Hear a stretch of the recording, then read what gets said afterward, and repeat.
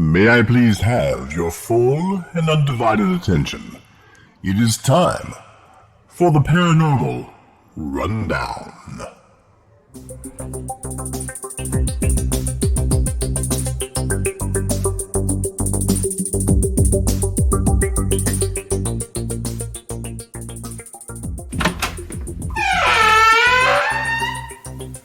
Hello, this is Cedric Dankworth Smythe.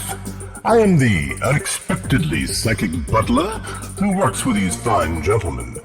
You found your way to the Paranormal Rundown. That was extremely good of you. So, let's get ready to listen to JJ, Vic Hermanson, and Dave Griffith as they discuss over 1,300 exciting and titillating paranormal topics. The gents are referring to this show as the Paranormal Rundown Roundup, in which topics that did not receive adequate time and consideration in previous episodes are revisited, and we take the time to discuss these things properly. So there will be no guest this evening, which gives us time to properly clean and aerate the dungeon, which is their normal waiting space. Hello out there in Paranormal Rundown land. My name is Avalon Leanne Dankworth Smythe.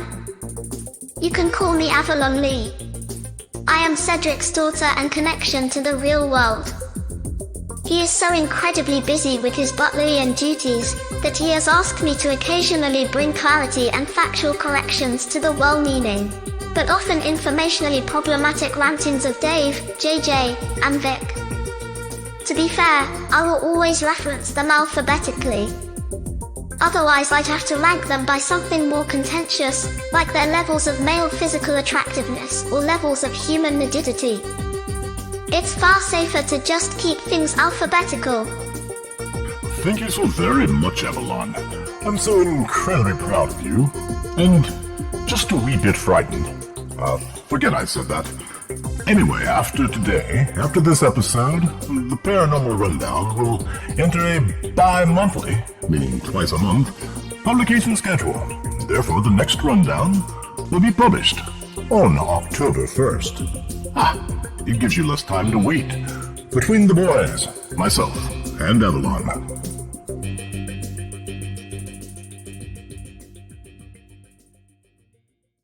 Welcome back, everybody. This is David Griffith, and I'm here with JJ and Vic Hermanson, and this is the first Paranormal Rundown Roundup. We've had a couple of shows now, and we have run across a few topics where we just decided that at the time it was just going to take too long to discuss. We really wanted to be able to get into them and give them the time they were needed, but it wasn't right then. So we decided to have a show to cover those topics where we could spend as long as we want, and even longer, if we so choose. And this is that show. So here we are. Get ready for the Rundown Roundup. Well, the first topic that seems to be natural right now, simply because of what's been happening in JJ's world recently, is folk magic and the things that JJ has seen and the things that JJ has heard. And he, right before we got started, told me he's been talking more and more to his mom, and she's been telling him more and more things. So, JJ, why don't you take it away? Sure. So, are y'all familiar with the word haint? I am. Yes. It always surprised me when I would go outside of the South, like when I was in grad school, and for some reason the word would come up, and professors or fellow students who were not in the same area would look at me like I had suddenly grown 3 different heads at the same time. But anyway, stories of haints abound where I live. Every single farmstead, house, property, whatever you want to call it, has its own designated haint story. And that's kind of where I drew a lot of the surface knowledge of what I had from the area, and I didn't really go too much further into that. Like I have seen things myself. I have seen really weird crap where I grew up, because the land that we're a part of, it has tons of Native American burial mounds all over the place. In fact, there's one place that we call Tarzan's Hill, which is about a good 6 mile walk straight back into, 300 acres worth of woods. And it is a hill with a, gosh, I want to say like a 70% grade to it, and Wow. it's just a burial mound. It's amazing to witness. I've been there twice in my life, and none of those in recent times. But 70% grade's a pretty steep hill. It's almost impossible to walk up. How big is the hill? It goes up by 2 or 3 stories. 3 stories at least. No. Much bigger than that. It's more like 5 or 6 stories. Like, it's huge. I mean, that they call it Tarzan's Hill for a reason. Huh. We have a burial mound south of us down in Ormond Beach on the intercoastal there, and it's actually got a marker on it and everything else. It's right beside the road, but it's about the size of, I don't know, a school bus. It's like, it's the only official mound I've ever seen that, you knew 100% it was a burial mound, but it's very small. Yeah, but a burial mound like on on the Florida coast, it's going to be pretty much constantly flooded. Yes, that's true. And well, so JJ, what did you experience at Tarzan Hill? I didn't experience anything at Tarzan's Hill, but there is a location, my front door neighbor's house, the people that live right across the road from where I grew up. And there is a section of woods behind their house. It starts off to the side and then winds its way back. That's called the colons. Okay. Just like a colon in your body. Called the colons. All right. They call it this because it is pitted and full of holes. To the point where people are actively discouraged from even stepping foot into the place, because there's been more than a few people with broken legs and ankles and all the rest of it, just because of how treacherous the ground is. And it's the only place that I'm aware of in the entire vicinity that is known for anything like this. When I was a kid, probably 9, 10, somewhere around there, we decided to, with the neighbors' kids, decided to play Fright Night. So I took white towels and pieces of paper and kind of like attached them to my body as best as I possibly could to be the ghost. And it was nothing more than a modified version of hide and seek. Okay. They had with ghost outfit. Exactly. Nowadays, that would probably be taken in a much different context that I don't want to think about. But okay, but that was not your intention. No. This was all entirely innocent. I tell you straight to goodness. But they had 2 kids, a boy who was a year younger than I, who actually recently passed away just a year and a half ago, 2 years ago, and then an older girl by 2 years. And that becomes a little bit relevant in a little bit. God, how many times can I say a little bit? And then as many as you wish. There is no limit on this show. Apparently so. And then they had 3 kids, which were fosters that they were looking after at the time. Mm-hmm. And we go over there, and it's gotten dark. We're all playing outside, playing hide and seek. But there becomes a period of the night where I can't find anybody. And I'm looking all over the place. And I finally rope around the back of their house, and there's a giant pile of wood on one side, and then there's an entrance to the basement. Mm-hmm. And next to the road to the basement is a small trail that leads off into the colons. Uh-huh. And I look down this trail and I see a white, slender figure. Almost glowing, but not quite. And the first thing that springs to my mind is, oh, that must be the older daughter, because she was tall, very slim, very pretty. And I'm like, but what is she doing down there? It's dangerous down there.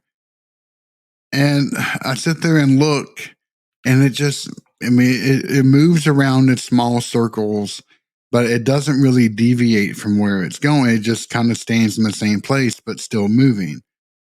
And I'm like, okay, that's weird.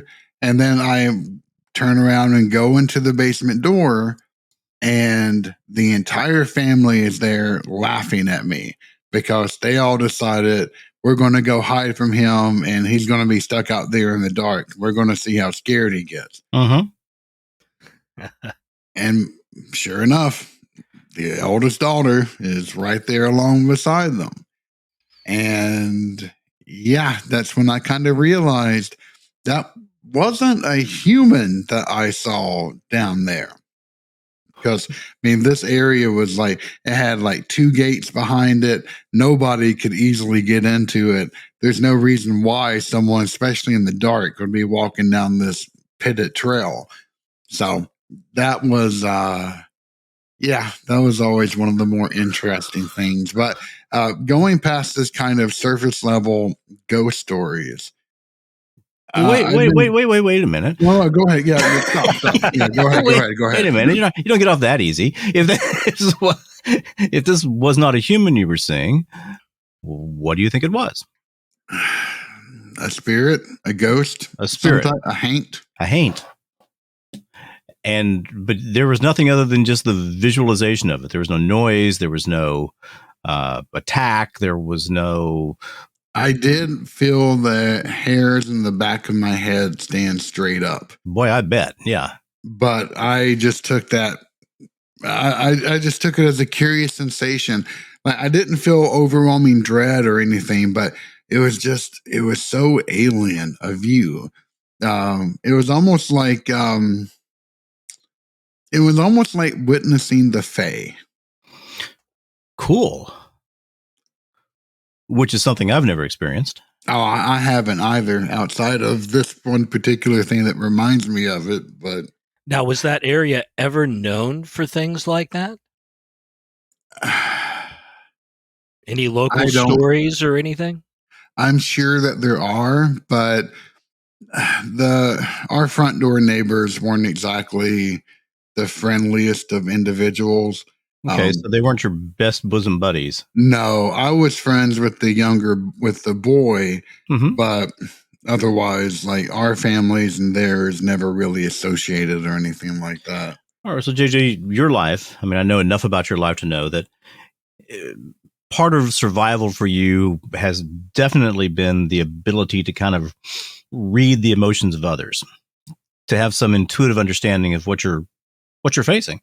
Yes. Was this a benevolent thing, a malevolent thing, a neutral thing? I honestly have no idea. Have no idea. Okay. I would think that if it was malevolent, then it would have come after me. So, or it wasn't able to. It was something, but I didn't. I felt weird around it. It definitely spooked me, but I wasn't in like instant dread. You weren't in instant horror.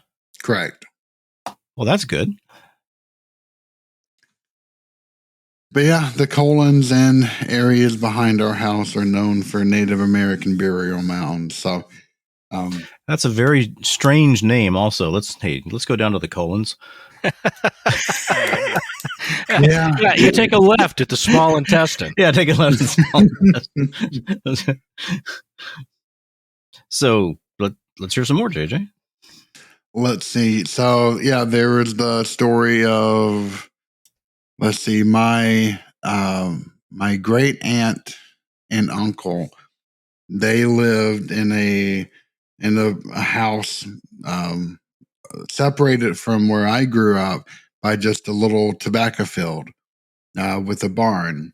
And so they lived right next door. And the person who owned the property before them was said to be the stingiest man alive. He hated everybody. What was that? I said that's quite a title. Oh, yeah.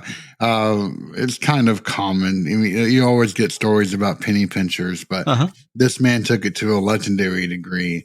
And he hated banks, he hated people. And so what he would do is he would supposedly take all of his money, put it into coffee cans, metal coffee cans, and then bury them in very strategic areas of his property. Which, of course, went to my great uncle and great aunt. And yeah, they would always tell stories, I think more to frighten kids than anything, that if you ever tried to dig up old man, I forget his name, possessions, then he would absolutely come for you. And to my knowledge, no one has ever found anything that was supposedly buried or not, but it wouldn't surprise me one way or the other. Do you know who? Sometimes I think it's my job to sort of throw out weird little facts since I've got so dang many of them. Do you know who Hetty Green was? Doesn't ring a bell with me. That name sounds familiar, but I can't put. They called Hetty Green. She was a woman who they called her the Witch of Wall Street, and she was apparently, I'm thinking like in the late 1800s, the wealthiest woman in America. And so she was a businesswoman on Wall Street, trading, financing businesses, collecting loans, this kind of thing. But she lived in total poverty. I think in certain times she really kind of just lived on the street, but when she died, she left this immense fortune, and had zero enjoyment of life other than, living in penury all these years. Hello, this is Cedric Dankworth Smythe. This is an excellent time to take advantage of the Paranormal Rundown Trans-Temporal News Service. From the Free Press Evening Bulletin, 28 November 1925. Hetty Green, the greatest woman financier of history. Evidence introduced at the Surrogates Court in the course of the attempt of the state of New York to tax the estate of Mrs. Hetty Howard Robinson Green after her death in 1916 throws a strong light upon the eccentricities of the world's richest woman, who was more oppressed by her wealth than was many an employee on her estates by his poverty. She never owned in New York so much as a three-legged stool in the way of a home, and she moved from one $10 or $15 a week boarding house to another in constant terror that her fellow boarders would learn her identity. This woman, whose only offense was that she was too rich, lived almost like a criminal, dreading arrest.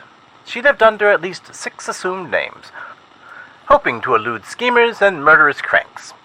She certainly spent very little for clothes. The same rusty black gown and shabby hat were as familiar on Wall Street as the shrewd little old lady who wore them. Speaking of the latter, she said, "No, it isn't in style, but it is a perfectly good hat. I have worn it almost 10 years, and it will give me at least 10 years more good service." Into the black eyes that could dart such shrewd glances flashed a sly twinkle. The woman wizard of finance could smile very tenderly when off guard, a smile that quite transformed her from the financial genius of Wall Street. I was not cut out for a fashion plate, so I have never bothered about what I wear. Hetty thought her sex paid altogether too much attention to the things that didn't count, that tea party nonsense.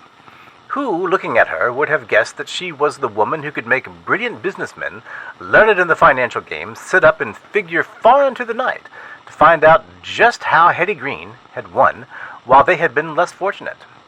Hetty Green's name never appeared on a charity list, but during the Great Chicago Strike, she erected whole blocks of buildings to give the idle men employment.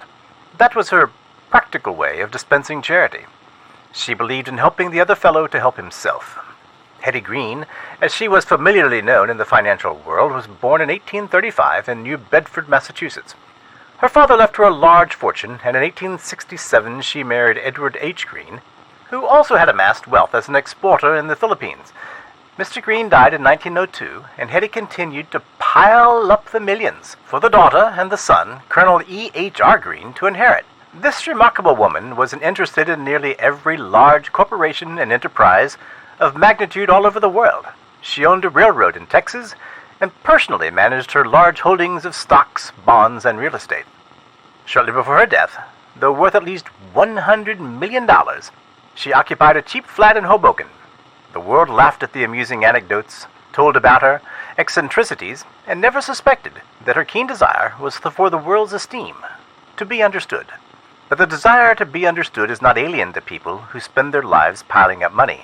Like Hetty Green, people who are ostensibly misers will seek all their lives for the unadulterated milk of human kindness. Well, it's always amusing to me, the stories of buried money. I mean, we all have heard them. We all love them. I've actually metal detected on a family's property once to try to help them find money that they were certain was buried by a great uncle or something who lived on the property at one time, supposed to be a bunch of silver coins.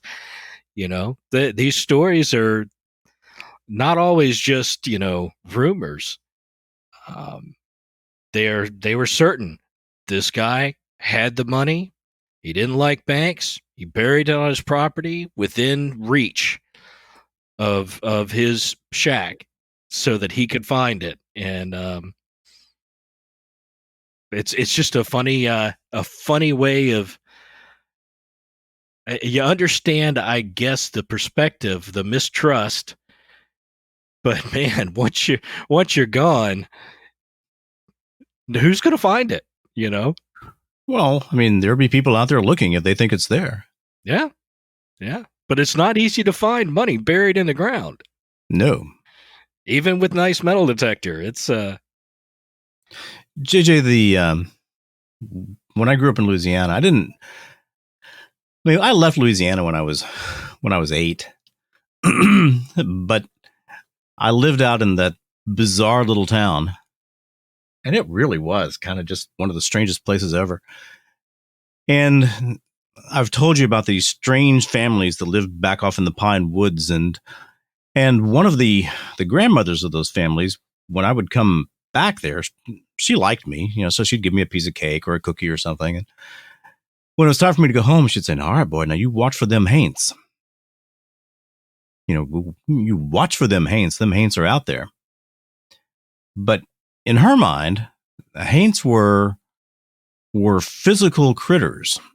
You got the little Haints, you got the big Haints, and you got the great big Haints, and don't ever mess with the great big Haints. But if you see a little Haint, don't play with it, because then the big Haints are going to come to stop you playing. What she was referring to, I think, was something like the local version of Bigfoot. Or the local version of the forest critter or the dog man or something. Yeah, that is not the first time that I have heard that kind of separation. Some people will say that, to me, because I actually had brought this up to a philologist, and he had mentioned that, a haint could easily be a degradation of vowels from the word haunt. Yeah, of course. And that would make the most sense, at least from an etymological. I would just always assume that's what it was. But you got some people that they will say that a haint is one thing, a spirit is another thing, a ghost is another thing. And where I was from, everything was just merged into either a ghost or a haint. There was really no difference. And I know if you get into certain parts of Appalachia, or apparently from what you're saying, Louisiana, then yeah, you do see this kind of distinction of no, a haint is definitely this type of thing. Well, this grandmotherly woman talked about, look, I mean, my love of stories didn't start last year.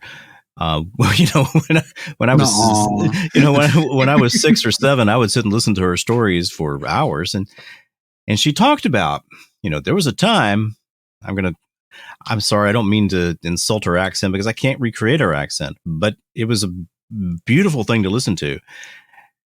And she would say things like, there was a time when one of them little baby haints got lost and got separated from its mama, and it was crying out in the woods, and I went and got it, and I fed it some oatmeal, and I fed it some milk, and it got strong again, and then we had to walk through the woods for a while trying to find its mama.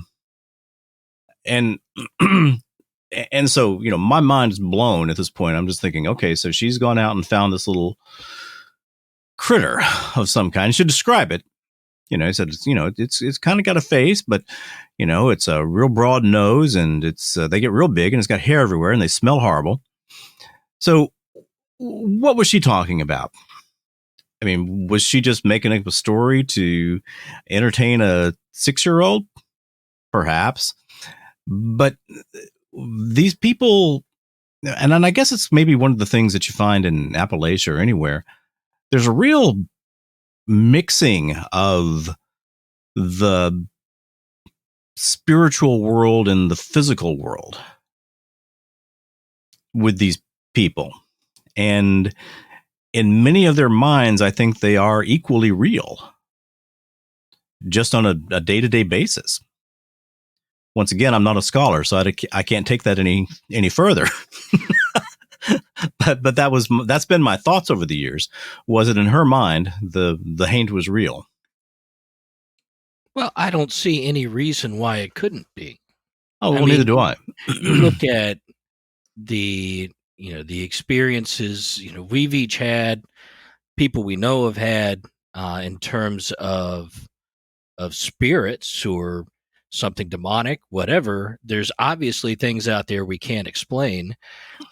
There's a huge community for Bigfoot and swamp apes, or whatever they call them down in Florida, the dogmen all over the country.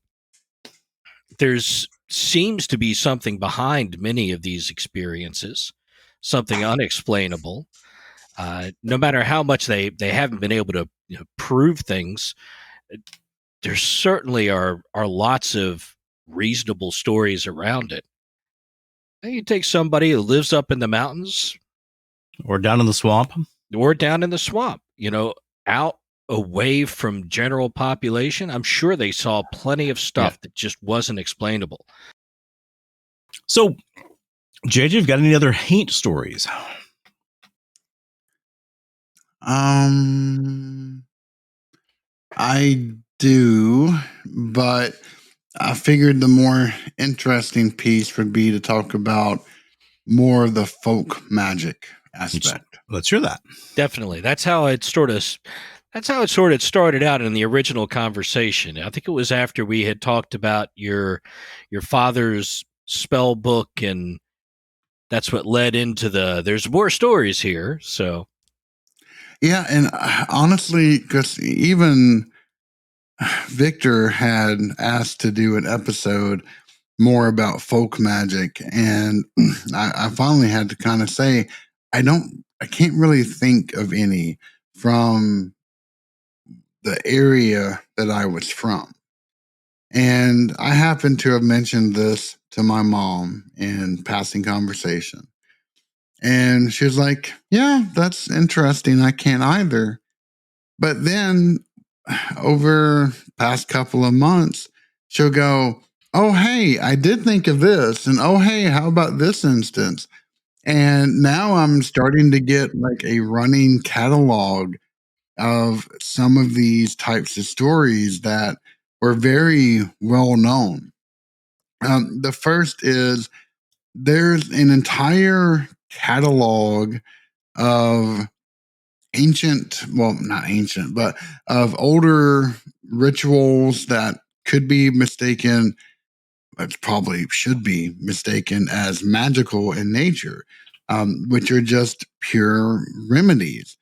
I had a sty form a couple of months ago, bugged the ever living crap out of me. Took like 2 rounds of antibiotics in order to get the damn thing resolved. But my mom told me, in all seriousness, she was like, I want you to go find a crossroads and look left, then right, and then while facing forward, say, sty, that's in my eye, go to someone else passing by. And she said that my Uncle Larry, when he was very, very young, had a sty. And this old wise woman that was friends with my grandmother, she happened to have come by, maybe for some eggs. I don't quite remember the reason. And she told my grandmother, yeah, take him down to the crossroads and say this. And she said, sure enough, next day, there was no more sty. And this was the most common method for removing this type of ailment back in the day. Well, I didn't really remove it, just kind of transferred it. Yeah. And so there can be all these people kind of transferring these styes back and forth to each other.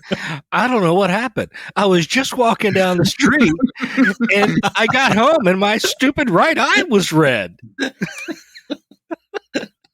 It was kind of bizarre. But the more interesting ones were, there's an entire classification of stories that came from my mom around biblically versed healers.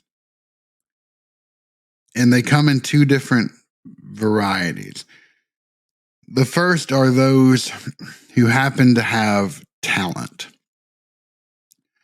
There was a lady who my mom knew, and these ladies were always goody something.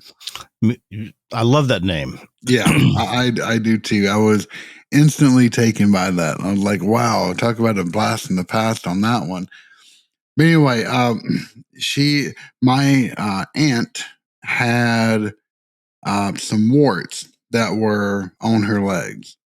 And it was starting to get very noticeable. She was very self-conscious about it. And so one person advised my grandmother to take my aunt to Goody something, and she can take care of it. And so she took her, and the woman whispered or muttered, I should more accurately say, some biblical phrase underneath her breath. Never to the point where you can hear it. And that's the common thread amongst all of these stories. They say it, but you never hear it. And the next day, my aunt woke up and she was covered in warts, head to toe. Wow. And that's scary. Yeah, it is. And so someone else said, oh, no. You shouldn't have ever gone to this woman. You got to go to this woman instead. And so I'm desperate now. Absolutely. My grandmother took her to this other woman. And she looked at her. This woman did. Looked at my aunt and said, you had someone look at her before, didn't you? My grandmother was like, yeah, and said who? And she said, yeah, she read it wrong. She read it wrong. And so she whispered something else over my aunt. And the next day, not a wart to be seen. The interesting part about the second story is that this power, if you want to call it that, One almost has to. was only passed from mother to son. It couldn't be passed to a daughter. It couldn't be a father passing it to anyone. Had to be mother to son.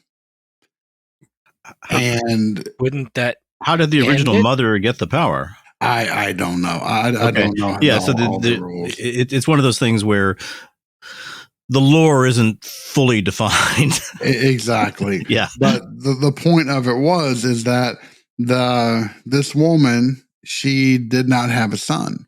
Oh, okay. And so that knowledge died with her. Power was going to die with her. And it did. It's just too bad that she couldn't, there couldn't be an adoption or, some kind of contest to see who's worthy of gaining the power. Or something like that, yeah. Pull the sword from the stone or something along those lines. All right, so Victor, you've got the medical background here. Yes. Kind of. Medical explanation, warts one day, gone the next? Something that might present like warts, some type of dermatitis that has wart-like features, maybe? Well, hang on a second. Before I say something, I want to look up one thing. And JJ, you're saying the next day, right? This isn't like, very shortly after. No. I'm talking about really, went to the next day. Woke up without. Okay. Well, all right. Once again, I'll assume my role of weird guy who knows all kinds of weird things. There is a disease called epidermodysplasia verruciformis. For people in the cheap seats, I'll say that one more time. Epidermodysplasia verruciformis. And it is a disease where people have warts all over their body. It's a horrible disease. There is a relatively famous guy called the Indonesian tree man, where he really does look like a tree and that he has all these warts everywhere. To the point where he can't move his hands and things along those lines. I can't think of a situation where any kind of disease where warts would really show up on your body. I can think of diseases where some kind of rash or maybe even some kind of pustules or something could show up very rapidly and then fade away very rapidly. But psychosomatically, I do know that people can manifest all kinds of things. If they believe they're going to manifest it, they do. At least a certain portion of people can. Mm-hmm. True. And I mean, I saw some of these people in Houston, people who they were convinced they had some kind of disease. If a doctor or witch or medicine woman or anybody could convince them that the proper steps had been taken to get rid of that disease, oftentimes it would resolve. The idea, I like the idea. I mean, look, to me, that's almost an archetype. I'm sitting here thinking about, the old woman who lives in the cabin deep in the woods and always has something in the cauldron. And, she answers the door with, one good eye and herbs hanging from the ceiling, a couple of cats hanging around. And, you get the whole picture. And I know that people like that actually exist or actually did exist. They may be less common now, but when you had societies of people that were, living remotely, they didn't have access to sophisticated modern healthcare. They found ways of dealing with those illnesses that they could. And the human body is such that most of the time it will heal itself. Not always, but some very, very large portion of the time, people get well, and I'll make some people angry with this, despite medical intervention rather than because of medical intervention. I think that is an absolutely fair statement. Not to say that medical intervention is not do wonderful things. I absolutely needed. am here today because of it, but there are lots of things that can happen without medical intervention. So I wonder then, I mean, what were they talking about the power? I mean, is obviously if I were to read that same Bible verse, it wouldn't do anything. I don't have the power inside. Yeah, there's a third story as well. I don't remember all the details, but it was a lady who my mom actually went to school with. She was valedictorian of the class, and she had went through horrible things after graduation and fell into alcoholism, and she stayed there until she passed away. So it wasn't a pretty story after the fact.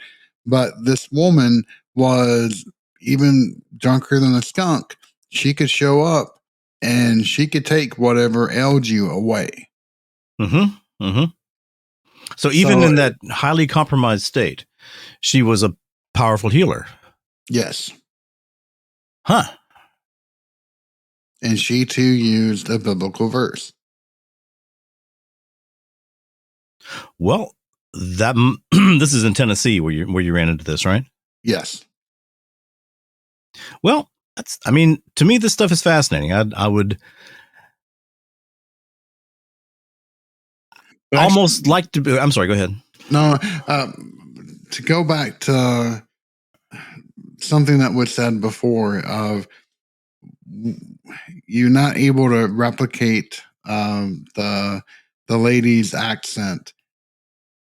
I have had friends visit me in my extremely small state, town, and they were desperate to record my great uncle and great aunt and how they spoke. Oh, really? Yeah.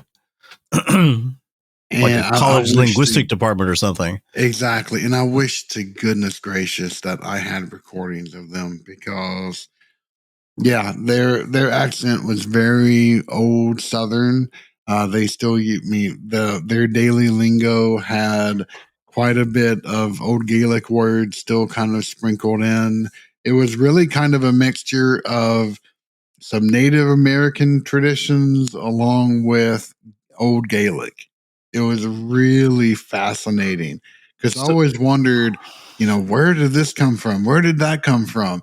And the older I've gotten, the more I've been able to see, it's kind of a unique blending between two different worlds. And it's just been fascinating to me. This is Tennessee? That whole area is not just Tennessee. The Appalachian Mountains were settled by Scottish, Irish, a lot of European influence, people with really strong beliefs, really strong culture. And when you look at the music, the stories, the mix of religious beliefs, they're really, really a melting pot of these cultures over time. Absolutely. And, I really relate to the idea of recording these folks before they pass. I have a recorder on me just about all the time now because of all the paranormal investigations I've done. I've recorded hundreds of hours, thousands of hours probably of stuff. But I wish that I'd have had that recorder on me 15, 20 years ago and having conversations with my grandfather, my grandmother. Some of the stories they told were fascinating. And some of I've got relatives, named Vivian and Lerman and Dot and, these unique sort of Southern country names. And they all had these thick accents to go with them. And they were a joy to listen to. You don't hear it in my voice. I grew up with a lot of voice training for singing, stuff like that. And so I don't have much of an accent, but most people wouldn't understand some of my relatives if you were You talking want a to them. funny story about that? Sure. So my wife is a second language speaker of English. Okay. My mom cannot understand hardly anything that my wife says, even though my wife has perfectly great English. And I've the heard vice her. She versa. sounded fine to me. Yeah, and vice versa as well. My wife can't understand anything that my mom says. So I feel like have you ever seen the movie Galaxy Quest? Yes. No.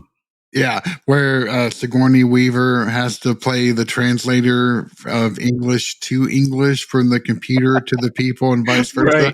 Right. I always joke, I'm just an English to English translator here. No worries about that. Now, Vic, are you telling me you have not seen Galaxy Quest? I haven't seen Galaxy Quest. Have you ever watched Star Trek? Have I ever watched Star Trek? Yeah, everything. Yes. I was a Gene Roddenberry deadhead. I figured you would have really been into that. You've got to watch Galaxy Quest. I used to follow Gene. Hilarious. I genuinely followed Roddenberry from city to city. Now, I didn't do this for years, but on one of his tours, I went. Let me see, where did I go? I went to started in Nashville, went to Louisville, went to Lexington, went to Cincinnati, and went to Baltimore. And I saw the Gene Roddenberry, Star Trek conventions, 5 or 6 of them in a row. That is just like following the dead. Real props for that, Vic. I like that. I like that. I mean, it's nerdy, but oh man, it was nerdy. You get real street cred for doing that. Amen. Well, there was only a few years that Roddenberry was actually part of the Star Trek conventions, but some of those I really still have pretty good memories of those. Because they would have, they would have different stars at different conventions. So, and then they'd always play the blooper reel. They'd always play the menagerie.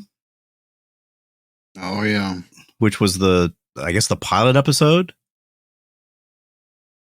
Dave, you know the menagerie? It rings a bell, but not, my memory is terrible. So I'm just going to do an executive decision and give you a 1-minute rundown of the menagerie.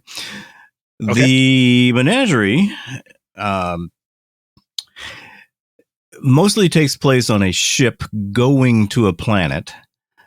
The ship has been commandeered by Spock, and he's taking Captain Pike back to this planet. I think it's I can even remember the name of the planet. I think it's Telos 4, because the aliens that they're going back to see are the Telosians. And Captain Pike was on that planet years and years and years ago, and he ran into the Telosians. He actually ran into what he thought was a lost expedition, a lost mission. And so it's all these old nerdy scientists and this one young, beautiful girl. And the beautiful girl walks up to Captain Pike and says something like, "Oh, you appear to be a healthy, virile specimen." and the scientists say something, "You'll have to excuse her. She's lived her entire life among aging scientists." Well, so anyway, it turns out that there is a girl. There aren't any scientists. The girl was the sole survivor of a crashed expedition ship, was horribly, horribly maimed and disfigured. The Telosians were able to put her back together, but had no idea what a real human looked like. And so she's horribly deformed and disfigured. But the Telosians have such incredibly powerful mental control that they can make you see or believe or feel anything they want you to feel. I remember this episode. And so In the meantime, Captain Pike has been, I don't know, caught in some kind of Star Trek technology, and his whole body has been destroyed. And so Spock is taking him back to Telos so that he can live this illusion again, this illusion of being young and healthy and virile. And the girl's there, and the Telosians, once they tried to take Captain Pike captive. So he was going to be kind of their male human to keep in a zoo. They have a very pleasant life.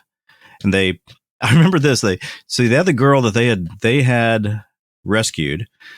They had the ship's doctor, who was like a standard Star Trek doctor, but a beautiful woman. And then they had this young girl who was only in one Star Trek episode. And they really pushed the boundaries on this one. They said, well, now you have a choice of 3 women to choose from to be your lifelong companion here in the Telos paradise. You can, of course, have this young woman that we saved and turned into this beautiful woman who wants nothing more than just to please you. Or you can bond with the ship's doctor. I don't remember her name. Her advantages are of extreme health and incredible intellect. If she were to ever bond with you, she'd be an excellent partner. Or you can have, Ensign Wilson, whatever her name was, who was a much younger woman. And she says, Ensign Wilson has always felt you to be out of reach, but now she understands that the odds of the game have changed. Her advantages are youth and unusually strong female drives.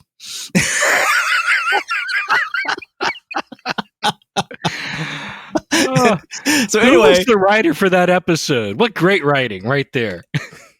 It was great writing. I think it was one of the Harlan Ellison episodes. Now, who did he choose? Well, he didn't choose anybody. He didn't want to be in captivity. That was that was the thing. The Telosians didn't understand that humans just can't exist in captivity, even if it's pleasant captivity. And so anyway, there's only one crime that incurs the death penalty in the Federation, and that is taking a ship to Telos 4. So Spock is so loyal to Captain Pike that he's willing to incur the death penalty to get him back to where he can live a much happier life. Right. Anyway, they would show that at every one of these conventions, and then they would have like Star Trek poetry sessions, and they'd have Star Trek costumes. And man, back then people came up with some pretty interesting costumes. They had what do they also? They have a blooper reel. Roddenberry always gave this very inspiring speech. Like I wrote Star Trek to be the harbinger of a new world. A world not defined by limitations and human struggle, but a world defined by hope and infinite horizons. It was a great speech. After you've heard it 5 or 6 times, it loses a little bit of its power. But I'm sorry, I took that way off. No, it was That's great. all right. Although I will say one thing. You said, so I am a huge Trekkie, always have been, but you said 3 words in rapid combination that scare the ever-living shit out of me. Okay, that's unusual. Star Trek poetry.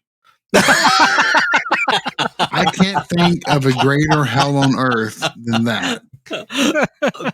Well, I don't know. It was great, JJ. I got to tell you, it really was great because it was. Here's why it was so great. It was poetry written by extremely earnest 19-year-olds who had. You're just digging yourself deeper, man. What the hell? And they anyway. Yes, they had Star Trek poetry. So that can't be any worse than Vogon poetry. Well, so Vogon poetry is fantastic. Have you ever been somewhere where they had a Vogon poetry contest? No, I haven't. That's a thing? I have been to. Yes, it's a thing. You go to like Comic-Con or something.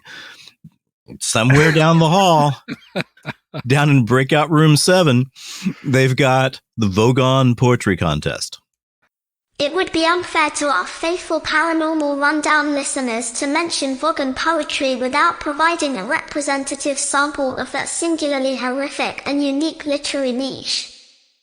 However, our insurance carrier will not allow any member of the Paranormal Rundown's permanent staff to read it on the air, as it might cause irreversible brain damage. So, we have negotiated with another podcast to use one of their most hale and hardy employees, someone who, because of their origin, species, and background, probably cannot be harmed by the reading of Vogon poetry. I emphasize probably. So here, by special arrangement, courtesy of the Trailer Trash Terrors podcast, straight from Archipelago Way, is Beelzebubba, former minion of evil. There, howdy everybody, this here's Beelzebubba, former minion of evil. Well, let's see, I'm kind of in a unique position here. They brought me in as a pro from Dover. Remember that movie, Gladiator, where Maximus had been cutting everybody's heads off and stuff? Well, they bring in this old fella, this big old dude. Looks like something like a polar bear with armor on, and Maximus beats him too. Well, I'm kind of in that same position. I'm being brought in as a ringer, somebody who simply cannot be harmed by Vogon poetry. In fact, I've been reading Vogon poetry for a couple of millennia now. You know, it really did help when you're dragging a soul to perdition that you have some horrible poetry to read to them. They're just they're happy to get to perdition. So, let's get to the reading. This here poem's called Thou Ingrown Toenail You by Palgrich, the perpetually disgruntled. Thou ingrown toenail, you weave your calcite deposits deeper and deeper and deeper into mine calloused bipedal support mechanisms, with the percolating ferocity of two libidinous dung birds of Valtravasol sex copulating in their own festering crapulence. Yet I feel not so much sorrow, but rather relief, that despite the incessant agony which you inflict upon me continuously, or is that continually, I ask myself, through my miasma of vomit-inducing pain, spelled P-A-I-N, you do not ooze into my breakfast cereal, causing it to turn a virulent green color, which happened to Grogulac when he forcibly lanced his forehead boil. Verily, a replica of the corpulent fire geysers of Proper Group 7, said his mother unkindly, and it heaved and roared and perhaps severed the very fabric of time before dropping like mustard placidly into his daily ration of bran and Dungbird skin flakes. Now I sing not to my toenail, but to Gragpluck, devourer of his own body fluids, brother in torment, and brother in anguish. Boy, that's some good poetry. Just kind of makes you tingle and think about the real meaning of life. I swear, there's almost a tear in my eyes. You know, I got 4 of them there eyes. I mean, not glasses, I got 4 real eyes. Okay, I'm gonna send you back to the Paranormal Rundown now and go get my paycheck. Listen, this is something about the human race that I think our show sort of represents a little bit, but it's something that I find fascinating and wonderful. We are incredibly creative. We are creative and funny at the same time. Just humans in general. We're always looking for something to get into, to be a part of, to make better and create some sort of environment or skit or production. It is a beautiful thing about humanity. And Vogon poetry at Comic-Con, that just is absolutely represents that 100%. All right. I'm going to go ahead. I got one last thing, if you don't mind. Oh gosh, no. It's something that we don't have to bring up now. We can stick a pin in it and come back. No, we're bringing it up now. But it's actually to tack on to both what Dave just said and to go back to this idea of shared stories. And that is the repetition of certain ghost stories across not just a region, but the entire world. Absolutely. Cross cultures. Yeah. Cross and cultures. It's just, fascinating to me. And the one that always springs to mind is the girl who is looking for a ride.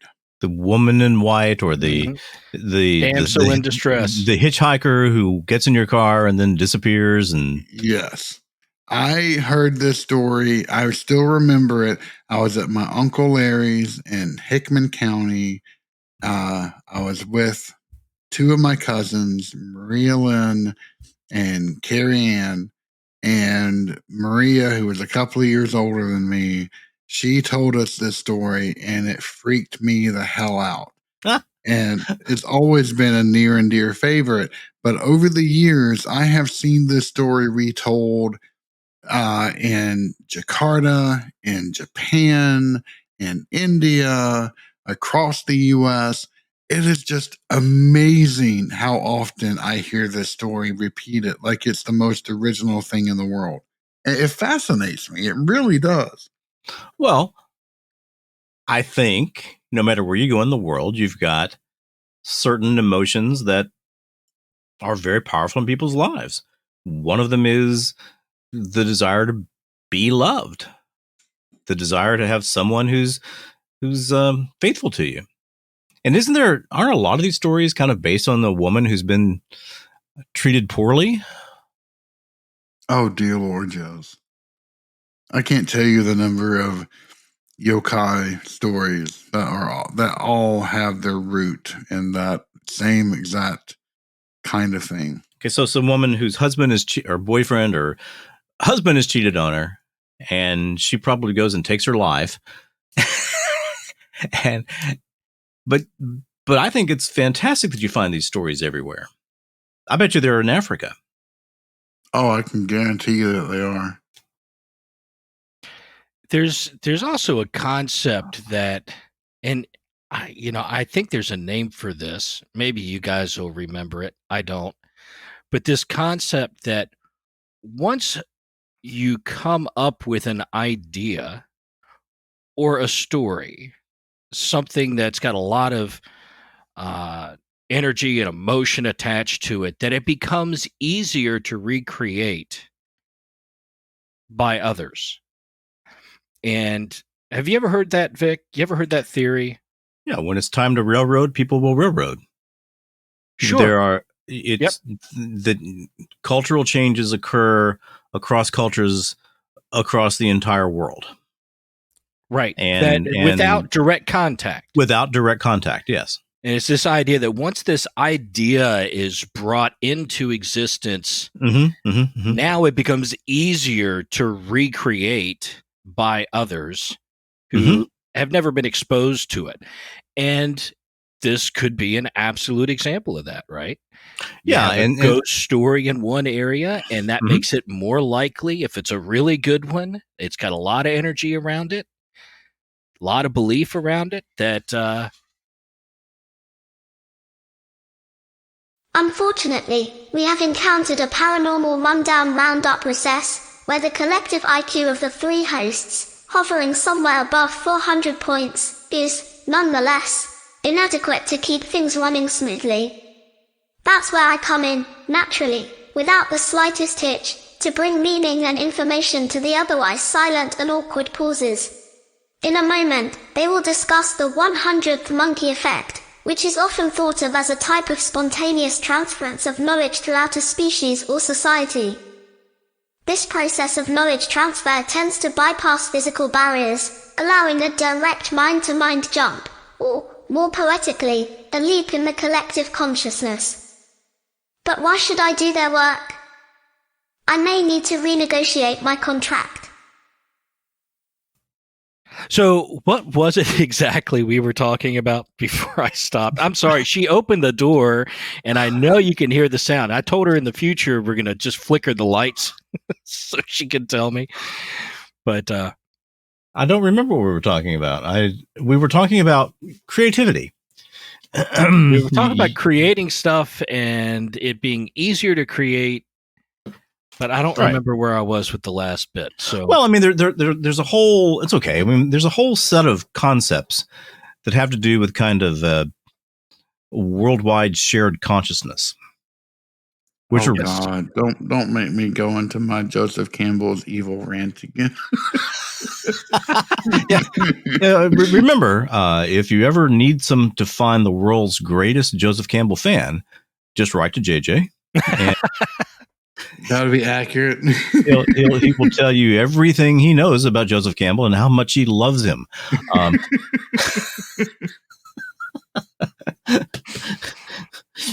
There's the what's the thing? The 100th monkey conjecture. And let me look up 100th monkey. 100th monkey. 100th monkey effect. 100th monkey effect is a hypothetical phenomenon in which a new behavior or idea spread rapidly by unexplained means from one group to all related groups once a critical number of members of one group exhibit the new behavior or acknowledge the new idea. 100th monkey. The behavior was said to propagate even to groups that are physically separated and have no apparent means of communicating with each other. There you go. So it's that same concept. It's that same concept. Very interesting. And of course, they go through, and I believe if you were to look on the full Paranormal Rundown list, I believe I've got the 100th monkey concept on there. Okay. But you're right. I mean, well, look, for me, if I ever get to the point where I can't do something creative, man, I'm probably not going to live very long. Because I don't think my mind is going to want to live very long. It doesn't have to be something that the whole world is thinking is the best thing ever, but it has to be something that fulfills that need. And see, for me, that's problem solving. If I don't have some sort of puzzle to figure out, some sort of challenge that I need to think of a creative solution for, I'm totally bored. Can't stand it. Oh, that has defined my entire professional career. Yeah. Yeah. Well, I mean, that's half the stuff in IT is literally just puzzles. You know, that's the really challenge. Is. That's the fun of it. And yeah, I'm with you. Well, now, so what do you think? Do we have more on the folk magic and things JJ has seen, or should we move on to a lighter topic? Such as the AntiChrist. I am fine to move on. I'm fine to move on too. So let me tell you, I've done on my podcast, I've had 2 episodes in a row about the Antichrist. And I'm working on a 3rd one, and it has really, really bogged me down. And I think I kind of told JJ the idea. Just shut me up here if I'm going someplace you don't want me to go. But the idea is that there have to be test runs for the Antichrist. So instead of it covering the whole world, there's a test run that just covers a small town in Ohio or Louisiana or Brazil or someplace. And all of those various elements of the apocalypse happen in that little town. So like a little proof of concept. A little proof of concept Antichrist. And the Antichrist for the fictional episode that I'm trying like a bear to get finished. But you ever just run into a situation where you just have a real hard time finishing something? Oh, dear Lord, yes. Yeah, don't ask my wife about that. Okay, that describes about 3/4 of the projects I'm working on right now. It's just a matter of you just get to a point, and then just like you're just banging your head against concrete. Anyway, the Antichrist in that story is Charlie Monroe, who's a automatic transmission repair man. Not the brightest guy in the world, but He's the one who's chosen to be the Antichrist in this little town. What I will tell you is that in researching for all this, there is almost no topic in all of the paranormal world, and all of the religious world, and all of the ethical world that is more confusing and harder to pin down than the Antichrist. It's a topic that just means whatever the hell anybody wants it to mean. Now, JJ, have you heard the last episode that Vic did on the Antichrist? No, I have not yet. I'm still playing catch up on so many different things. I apologize, but no apologies needed. Yeah, no.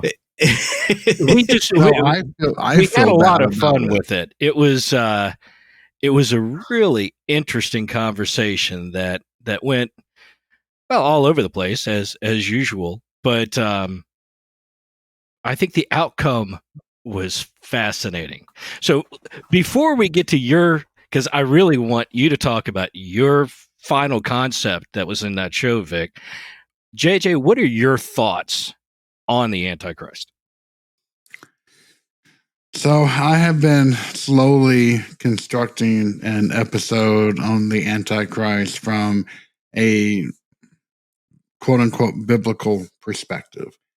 And it's kind of interesting. But let me start off my thoughts with just a simple question. If you had to name a book of the Bible that talks the most about the Antichrist, what would you say that is? Well, John 1, John 2. Isn't there some in Timothy? And I don't think there's very much at all in Revelation about it. And that's the thing. There's zero mention of an Antichrist in Revelation. Yeah. It's only in 1 John, 2 John, and then some post-biblical literature.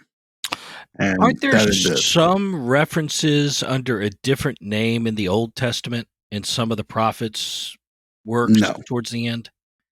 No, I mean, they certainly wouldn't be using the word Antichrist. No, they don't. But it seemed like there was a character mentioned, and I don't remember. I'd have to look it up. But, so, like Ezekiel has Gog of Magog, that's mentioned as Israel's final enemy. You've got Daniel, in which you've got the evil king or evil tyrant. That's kind of the final enemy. So yeah, you do have some ideas of that, but even the word Antichristos, it began as the word antitheos in Homer, which just means godlike. There's no idea of anti as in against. That is more folk etymology that kind of wrapped into this entire concept, which is then, the opposite of or against. That's just where the basic idea rolled into play on.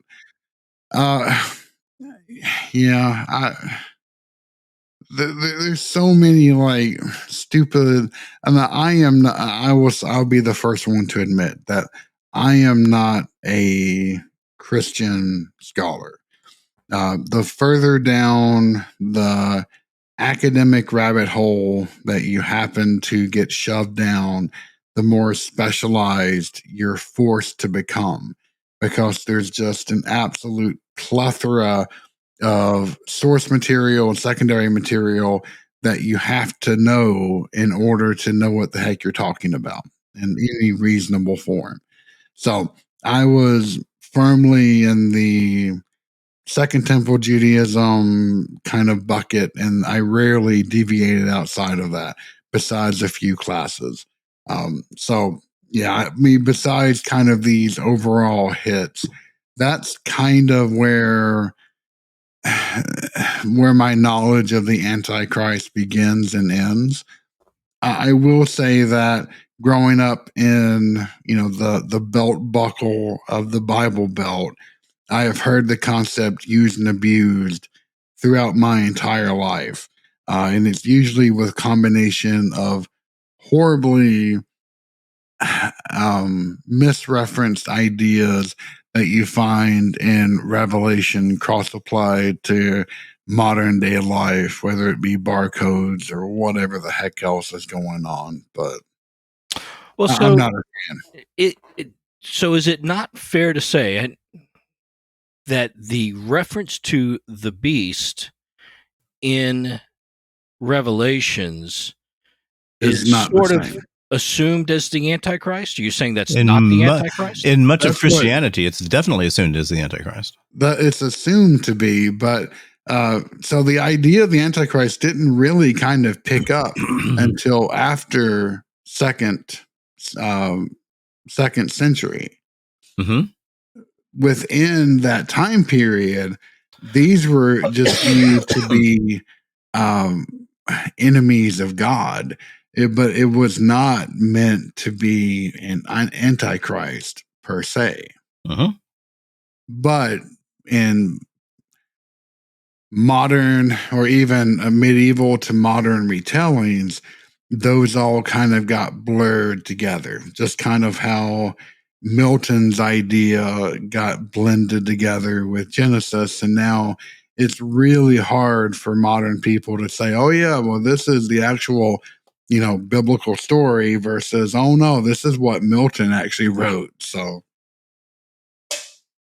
Well, I'm just going to go on a limb and say that a large number of, and I don't mean it insultingly. It's just an accurate term. Low information Christians don't even know that the Milton story is part of all this. True. This is, not insulting anyone. It's just that they never took the time or had the need to gain that knowledge. Yeah, who's Milton?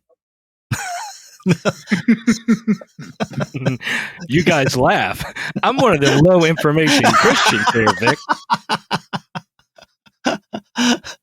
Well, I mean, Paradise Lost, the whole story of,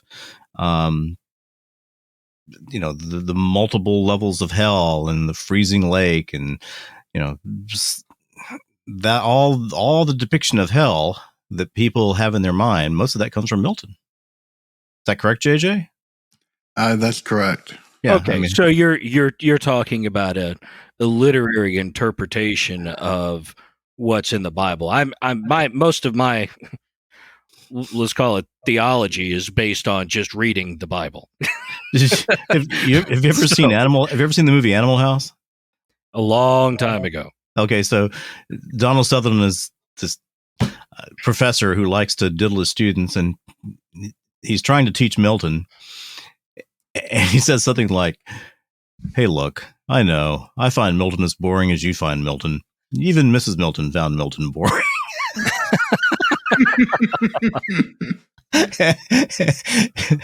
So, but yeah, I mean, that whole idea of a horrible place where souls go for eternal torture, that's pretty much laid out in Milton. Okay, fair enough. Yeah, I mean, I don't have a strong opinion on what hell is.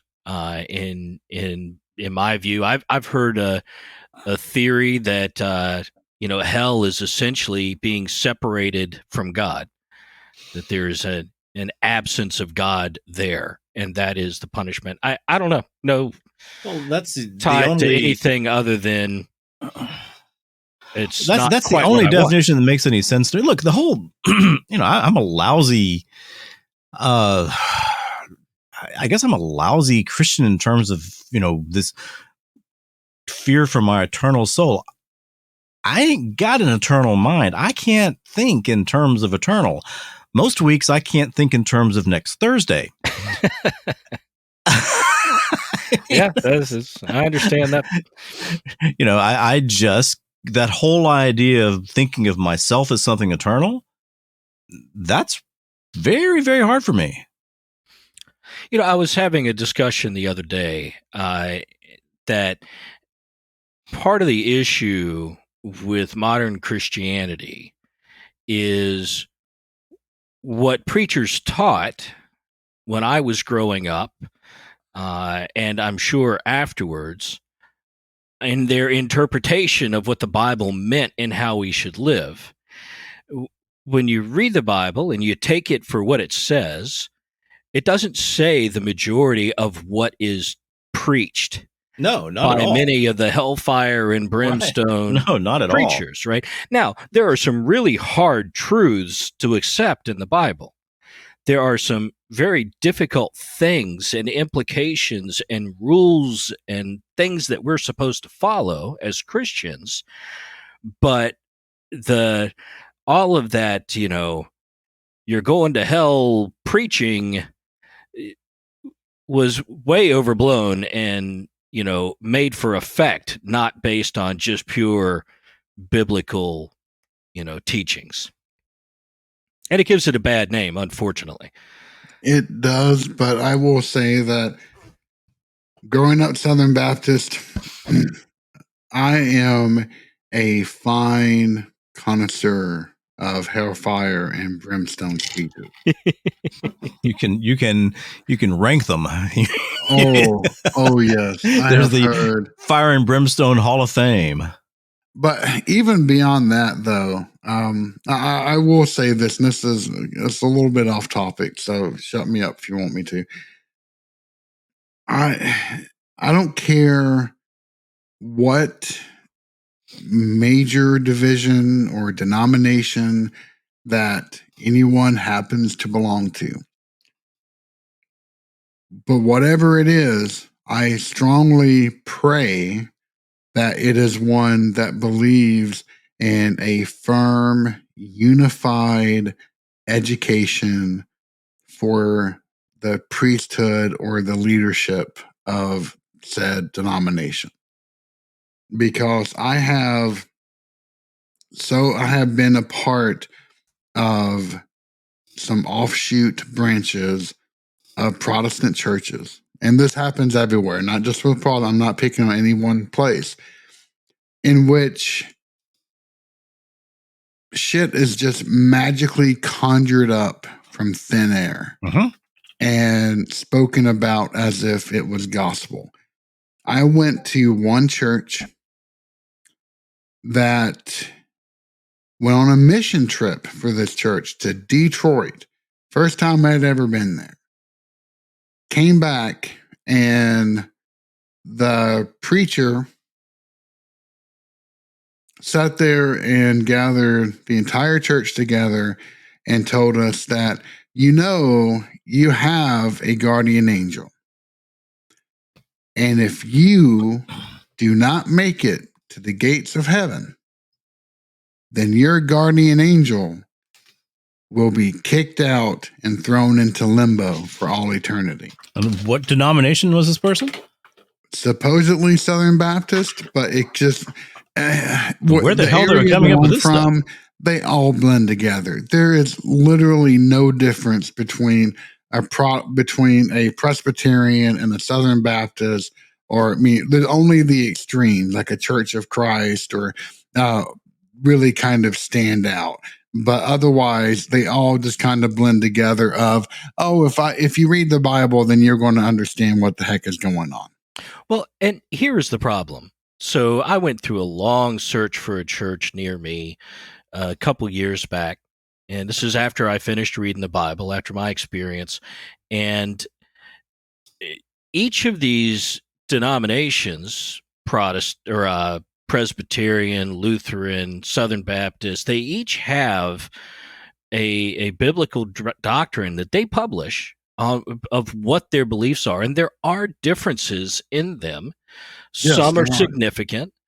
For example, with the Presbyterians, there's the belief of predetermination.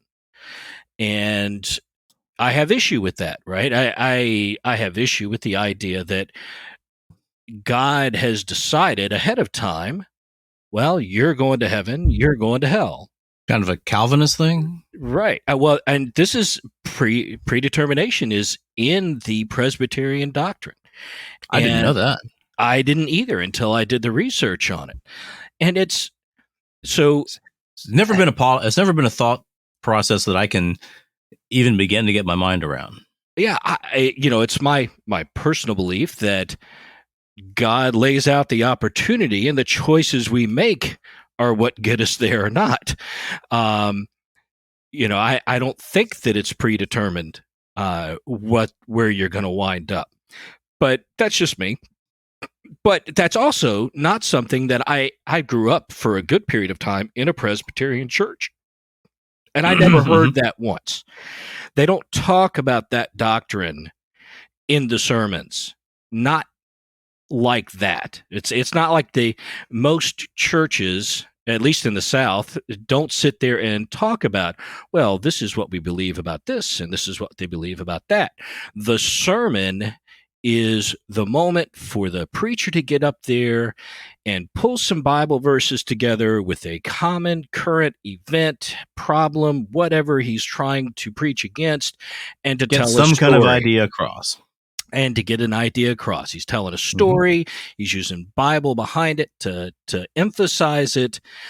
But they're not talking about doctrine. They're not talking about core beliefs. And many of these preachers, irrespective of what denomination they're in, stray way off of that doctrine to tell those stories. And I think that's what JJ is seeing, right? You're seeing this stuff that's taught and preached where it doesn't matter which denomination they come from. It's just wrong.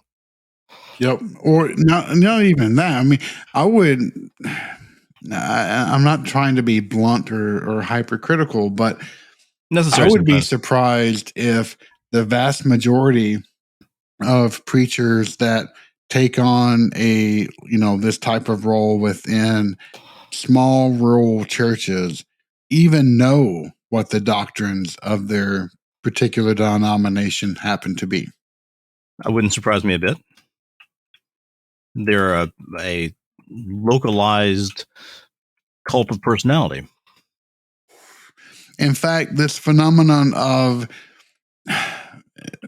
especially in the South, of celebrating these extremely young kids that, are then kind of shoved up in front of the congregation and, they speak the word of God and they're allowed to preach and everything else when they don't know. It is my firm belief that yes, you can gather inspiration from whatever you happen to read. That is perfectly fine. Mm-hmm. The idea that you can pick up a Bible and just understand it is ludicrous to me.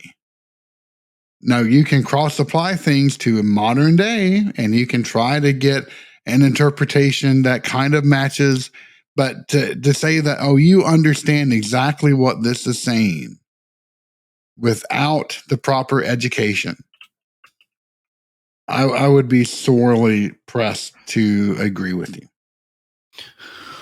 Where do you think, you're talking, this guy came up with some not general, but a very specific doctrine saying you've got a guardian angel, which first off, I can't think of anything biblically that supports that.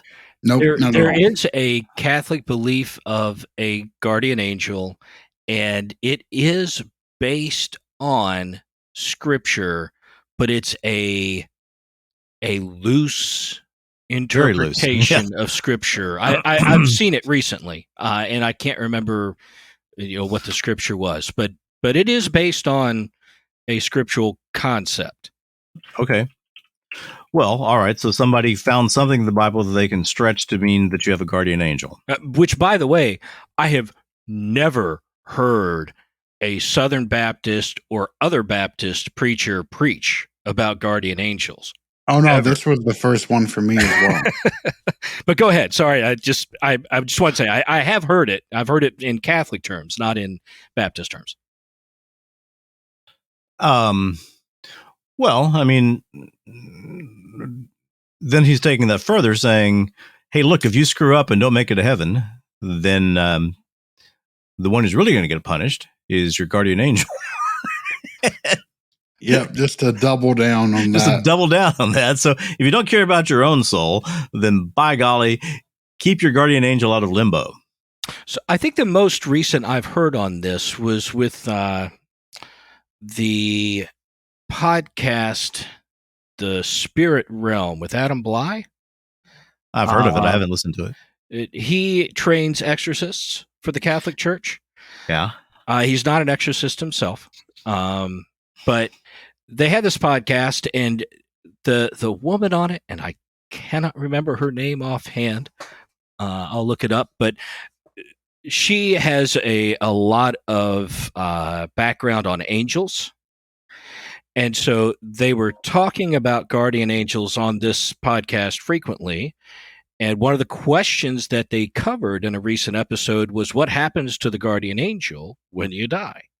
Mm-hmm. And the idea was the guardian angel becomes your best friend in heaven.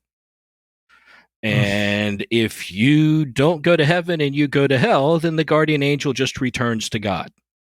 To be recycled to another soul. I suppose. Although I think I'm not sure.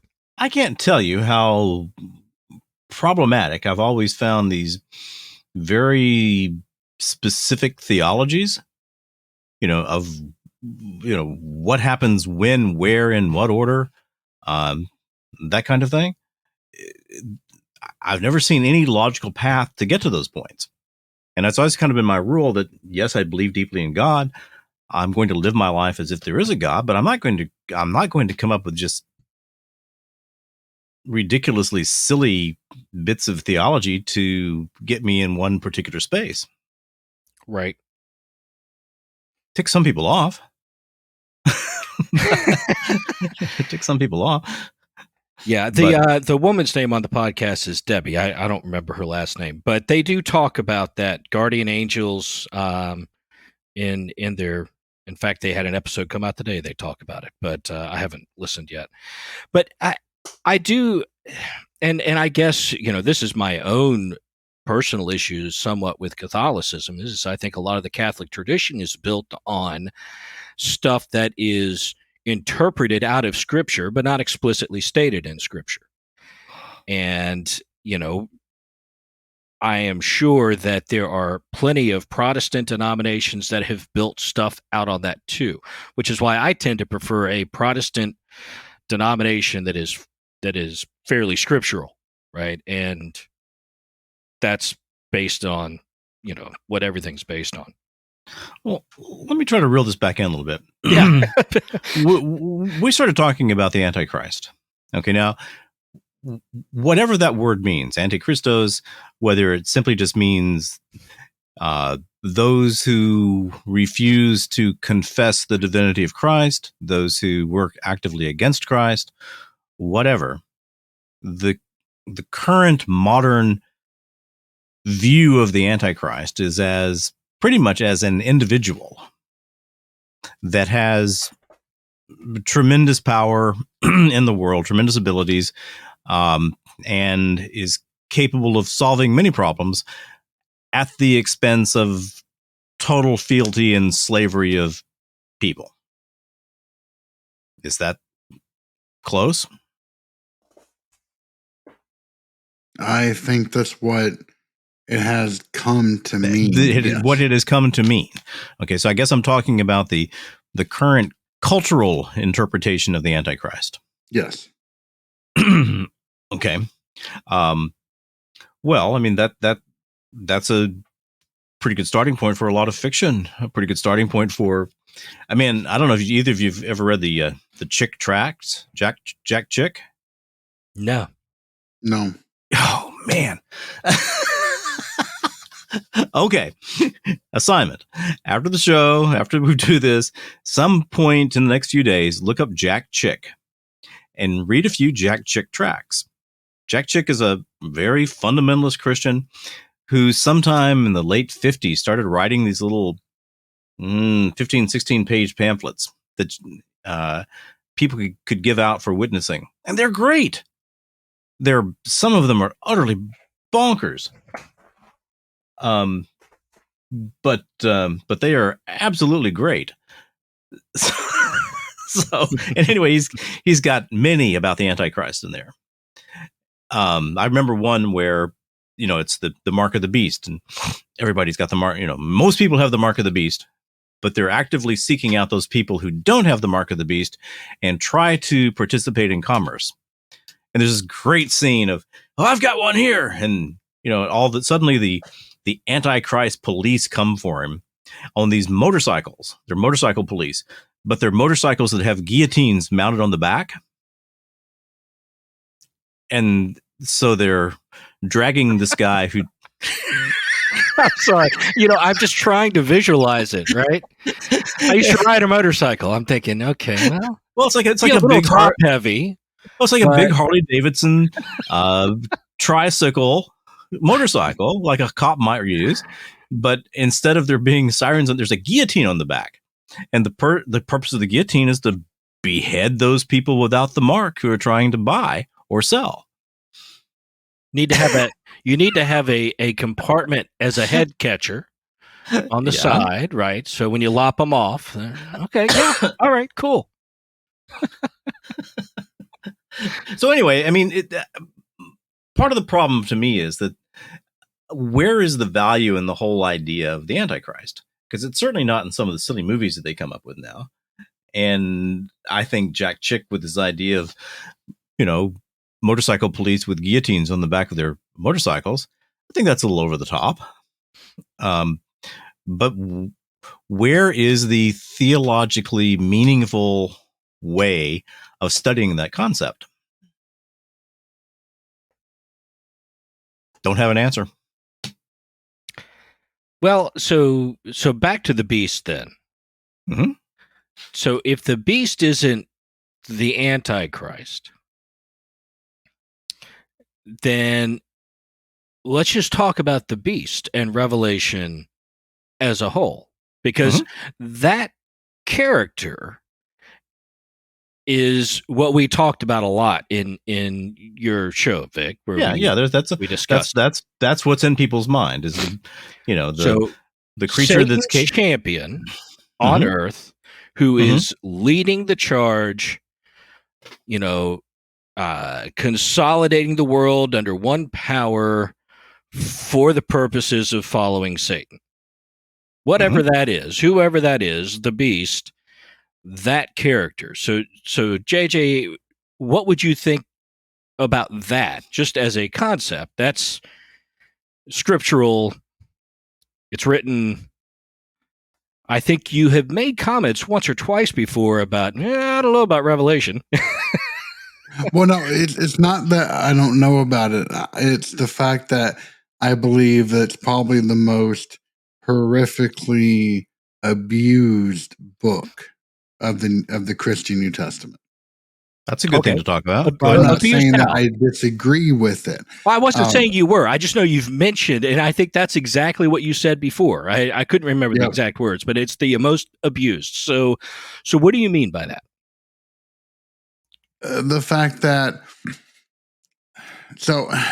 the entire book of Revelation, at least according to me, and a lot of commentaries that have been written about it, like very authoritative, academically based commentaries, tend to agree that nigh on every single number in that book is nothing more than symbolic. And those numbers have been taken to be actual truth. Only 144,000 will ever enter into the gates of heaven. Well, that means only 144,000, period. I mean, that is, if there is ever a number that screams symbolism, then that would be one of them. Well, hang on. The 144,000 though wasn't the number to enter heaven, was it? I thought that was the number to be raptured. Something like that. Yeah. I mean, I thought it was the number to enter heaven. That's what I was working for. I thought it was heaven. Yeah, I thought it was the number to heaven. I'm not saying I'm not. Okay. No, that's fine. That's fine. But going back, but in terms of in terms of the figures that are often confused as to being the Antichrist, in Revelation, you've got the dragon, also called the old serpent or Satan. And Right. then there were two beasts, not one. There is a beast which was never identified, just the beast. And then there was a second beast, which is the beast of the land, also called the false prophet. Mm-hmm. And I think it's that illusion of the false prophet that has been rolled into this entire mythos of the Antichrist that we identify. Well, anytime after the second century has been kind of the identifying mark of what the Antichrist is.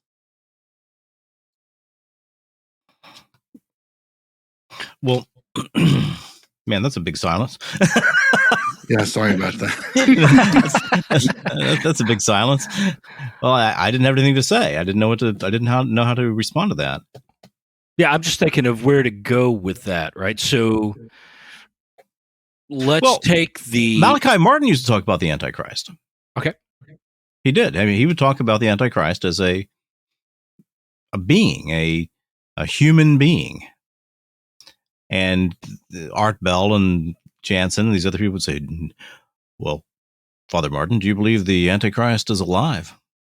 And in his wonderful Irish voice, he'd say, well, yes, I do believe the Antichrist is alive somewhere here on earth. So a Catholic priest, he was thinking of the Antichrist as a person. Yeah, and that doesn't rightfully surprise me. In a lot of exorcists that I have heard or read interviews of or by or from, whatever preposition works there, Mm-hmm. a lot of them purport to have a quote unquote biblical mindset that whatever the Bible lays out, that is the only thing that is allowable to believe. Mm-hmm. And in that regard, that makes a lot of sense because, and not so, I mean, it's argued in quite a few places in the Bible, but there's this, ever since the Second Temple, there has been this running commentary that we are living in the end times. And this has become a defining characteristic of Second Temple Judaism and of Christianity. And you find it all over the place. I mean, heck, there's some idiotic theory out there right now that there's this one group out there going, yo, the rapture is going to happen June 25th or 22nd or whatever. Yeah, there's always this particular group. I mean, and when it doesn't happen on June 25th, then they'll come and say, well, we didn't get the math quite right. Exactly. Listen, I have good authority that it's on August 15th, so I don't know what they're talking about. Yeah, I mean, my God, the Seventh-day Adventists have made an entire career out of doing this. It's right. Anyway, I am not criticizing any particular religion, by the way. Don't write me hate letters or anyone else hate letters, please. Oh, they can write me hate letters. They can write me all the hate letters they want. I find them entertaining. But I think the question comes down to, and this is like we talked about for the weekly discussion point on Discord, JJ. How allegorical is Scripture? Right. When you're looking at Revelations, and you say, okay, well, I don't think the exact number is 144,000. Okay, so maybe the number is a lot, but not all. So it's representative of a large number of people, but not everybody gets there. And 7 seals, maybe it's not exactly 7, but there are some key things that are going to happen. So the question then becomes, at what point does it stop becoming representative of something and become what's literally going to happen? And I think it really It depends on how you take the book. So to me, I mean, if you really believe that this book is canon, that it's deserving of being in the Bible itself, and I am not disagreeing that it should stay, that it deserves to be where it is. I'm not saying that by any stretch of the imagination. And by that book, you mean Revelation specifically? Exactly. Okay. The spirit in which I take things is that the author, or more likely authors, because it's more likely came from a school rather than just an individual that produced this work, received a vision from God.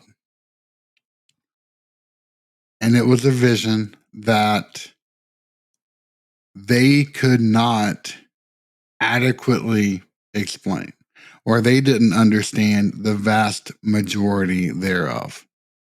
Right. And so what do they have to go off from? They have previous biblical references. They have ideas that were floating around at the time, and they have symbolism. And probably to a certain degree, their own language and creativity.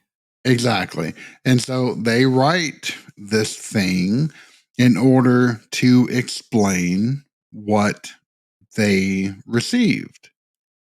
And now you have purists that are attempting to create doctrine based upon an interpretation that is something that was only put out there to try to communicate whatever inspiration they had received from the Most High. And that's why I say it's probably the most horrifically abused book of the Bible. Because and this is a lot of ifs in there, so I freely acknowledge that. But if this really was a vision, and the person, and I'll just say kindly, just say person who wrote the book really did receive some type of vision, they're trying to explain it. They used the best tools of their capacity in order to do so. And now people are trying to pick that apart and come out with strict dogma or precautions or rules, like, for things to do and what not to do based upon interpretation and symbolism. That's never going to lead to a really good situation. Well, I mean, also, I think one of the things is, and I've heard several scholars talk about this, is we're too stupid to understand exactly what they're saying. In that the author, John of Patmos, would have expected the people reading his works to have read quite a bit of previous literature, to understand the language patterns of the time, to understand the stories, to understand the references. We don't understand any of that. And I think that's true for most of what is carried forth. And this is one of the reasons why I say just trying to understand, just picking up a Bible and just reading it and thinking that you're going to understand everything about it is a fool's errand without any outside of research, because there is so much sits and lebens going on. There's so many ideas. Say that word again. Huh? Say that word again. Oh, sits and lebens. Well, it's a German phrase. I know, but 90% of the audience is saying, yeah, that's true. Is saying, what did JJ just say there? I think he said sits and lebens, and that's shares and love or something. What does he say? Yeah, it's just kind of commonly explained as the understanding the situation, or the situation's circumstances. Okay. So if you are a nurse who has worked in critical care for years and you see a specific set of symptoms, you understand the situation almost immediately. Exactly. But if you are a student who's never been in ICU, you don't have any freaking idea of what's going on at all. Or to put it into historical context, if we watch like for example, I think this is a really good way of putting it. I've heard someone say this recently. If someone was to mention the year 2020, and you watch a whole bunch of stuff about it from videos, and because, especially video platforms would severely curtail or even demonetize videos that directly mentioned the pandemic or coronavirus or whatever it may have been. A lot of people eliminated that word from their vocabulary when they were talking about it. So you watch a whole bunch of this stuff and you get a sense that something strange had happened, but I can't really find a direct reference as to right, I can't really tell what it is. Exactly. And so it's kind of that knowledge of the present day. Everyone understands what you're talking about, but once you get removed, even just 20 years, but especially if you're removed from it for 1,000 years, yes, you have no bloody idea what in the world is going on or what it's truly trying to talk about. Well, I think you're right about that. Yeah, I think that there's definitely lost understanding because of situational historic references that you should get. But I don't think the majority of the Bible depends on you knowing that. I think that there's a lot you can get out of reading the Bible as is, without having to have a degree in theology or ancient languages. I'm not saying that there's not that. So I would agree with you in large part. I mean, it's not like you can't understand the words. It's not like the basics cannot be gleaned from what you're reading.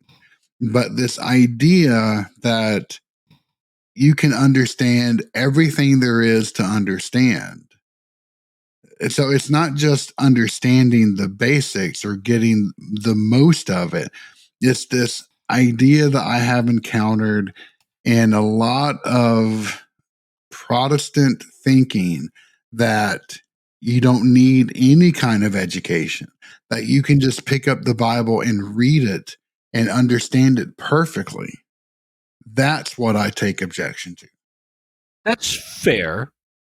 I will say that is probably why, the emphasis on Sunday school and Bible studies during the week in the Protestant churches happen, is to assist with understanding parts of the Bible that are more complex or tackle more complicated concepts. But I also, I struggle on the other side with the idea that the catechism and the Catholic tradition is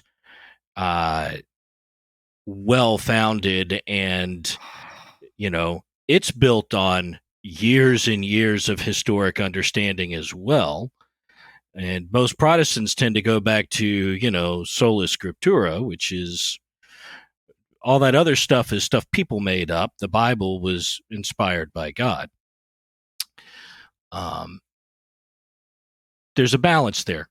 And I think there is. Everybody has to find their own level of that balance, but it's not easy.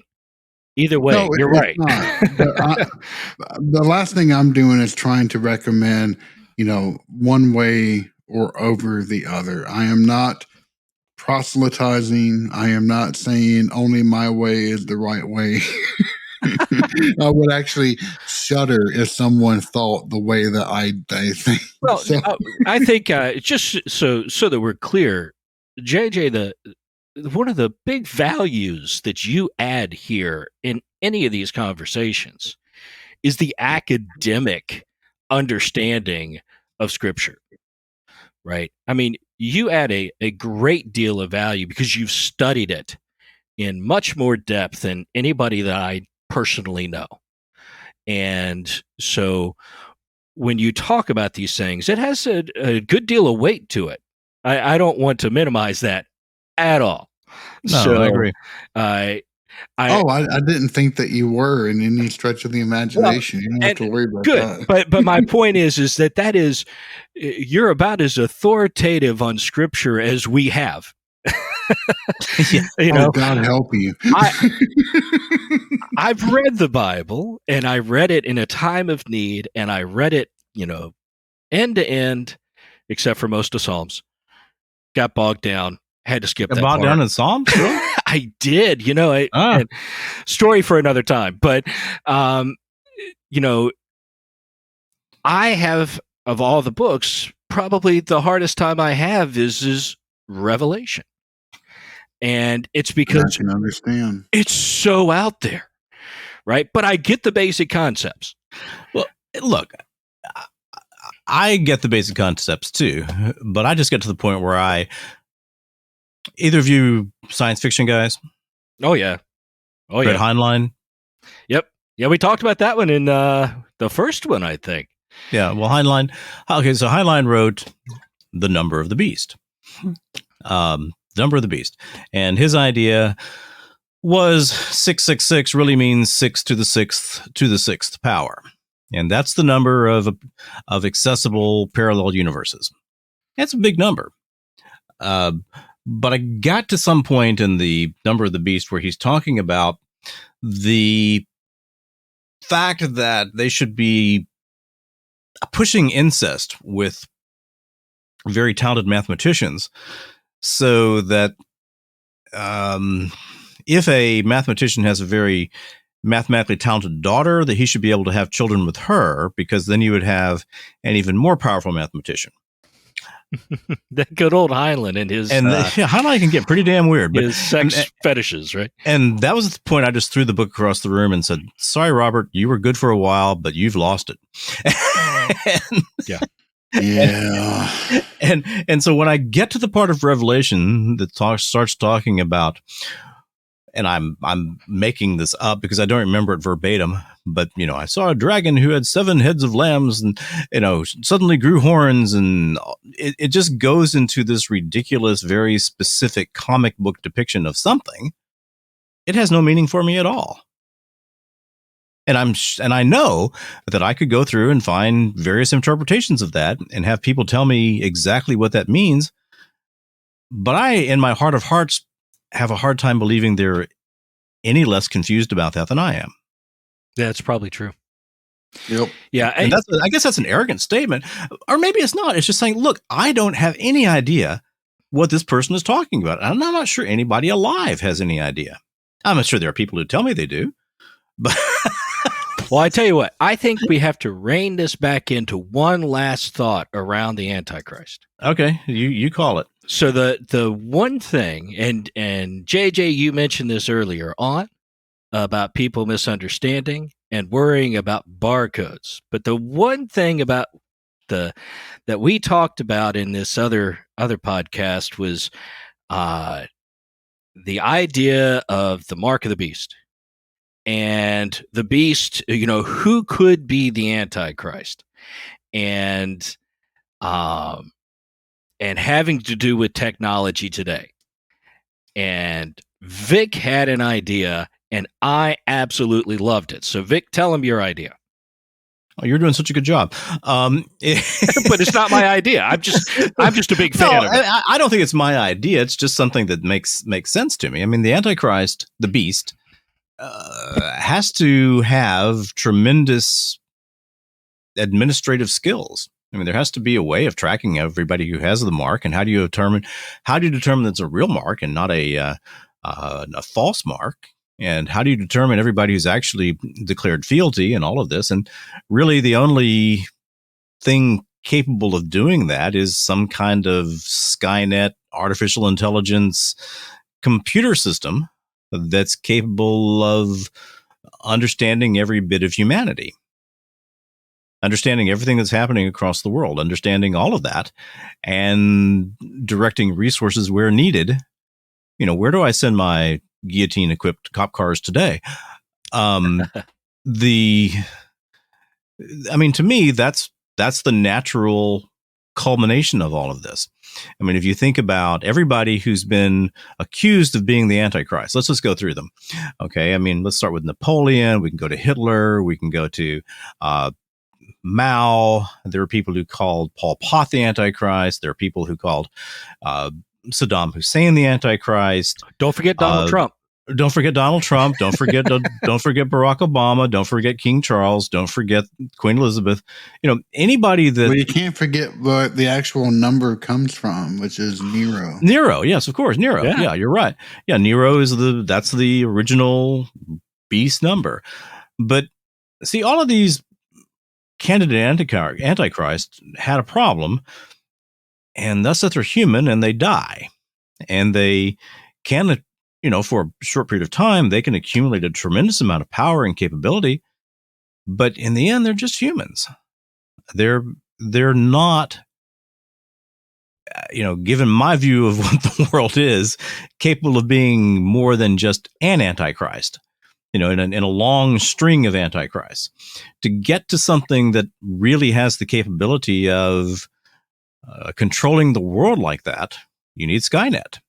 You need a self-aware, sentient, possibly sapient system that transcends what any human being can do, or any group of humans can do. Did I say that reasonably well there, Dave? Yeah, I think so. And when we talked about it, my point was, we don't know. So if you let's assume for the moment that the Antichrist exists today. Antichrist has been born or is on the planet and on the rise. The point that I made was that right now he's got to be an unknown. He can't be somebody that's known, because the world today is too polarized, and the Antichrist brings most of the people together. They support him. They take his mark willingly. And yes, I'm sure some would do that knowing they're prolonging their life a little bit longer, because it basically says if you don't get the mark, you die. So if you get the mark, you're damning yourself, but you get to live a little bit longer. I'm sure there are some that would make that choice. But I think most people buy into it because the Antichrist will be understandable, charismatic. He's solved the big problems, right? And they are a fan. And nobody today is a fan to both sides of the political realm. And, while there are more than one facets, majority, there's two sides of the political realm. Yeah, generally. The AI idea was perfect, because here is something that can represent itself to whatever population it needs to in a different way. It can take on the face of somebody in India. It can take the face of somebody in Russia or France or the United States. It can speak with their accent, speak in parables that are based on their history, because it has all of that information. And so it can become the trusted solution to all of our problems. And let's face it, the general AI is billed as a savior of the planet or the damnation of the planet, because it's going to kill everybody. One of the two, but it could solve all of our problems. And I can see people having hope in something like that. So I loved the idea of AI as the Antichrist. We were trying to figure out, JJ, if there was anywhere in the Bible that said that the Antichrist had to be human. No, there's not. There's only like two specific references within the Bible. The rest of it is, those are so generalized, it's not even funny. So There's nothing that says it has to be human, but I like the idea that not even that has to be AI. I think I know who the Antichrist is. It's something that it is computerized, so it is a system. I really like that idea, and it makes life so convenient. I think that we all know that our new overlord is Amazon Prime. Yeah, Amazon Prime. Yeah, that's right. Another good candidate. I like it, JJ. Yeah. Hey, and guess what? You cannot buy or sell on Amazon without an ID. That's right. You can. Yeah. Well, I mean, and I so yeah, it just goes on and on and on. But if you extend this to the idea of digital currency, I mean, just look at China right now. Unless you have WeChat, you can't buy or sell. It's almost nearly impossible to do that. And if every single country gets locked into a digital currency. Tell me what WeChat is. I don't know what that is. WeChat is a specific Chinese application that is at once a messenger and a marketplace and a digital currency. It's a way to buy and sell along with everything else, and it's the end all be all of Chinese social media. Now, is this what they've integrated their social score with? No, but that will become kind of a backbone to that. Okay. So it's separate right now, but okay. Yeah, so from my point of view, digital currency is eventually the method that the Antichrist will use to control the buy and sale of goods. So that is how that portion of Scripture would be managed. And so it's certainly a component of it. But if you think of the AI, or if you think of the Antichrist as something that has a personality and has, what's the right word I'm searching for here? Has autonomy, right? Mm-hmm. It is a self-guided thing or personality.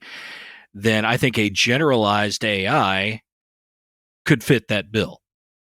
And then obviously the generalized AI that's going to save us from climate change and war and disease and pestilence, well, in order to do that, they certainly need to manage our currency. So tying in the AI taking control of our digital worldwide currency would make perfect sense. I hope I'm dead by then. well, I don't know how far down the road that is. So, I mean, I really look. You can think less of me. I don't want to live in this world where every aspect of my life is controlled. I would rather go live out in the woods of Canada and eat muskrats. Hey, I hear they're good fried. So. I'm there with you on that one. I mean, I would rather look. At least, when I get up in the morning, I've got a purpose.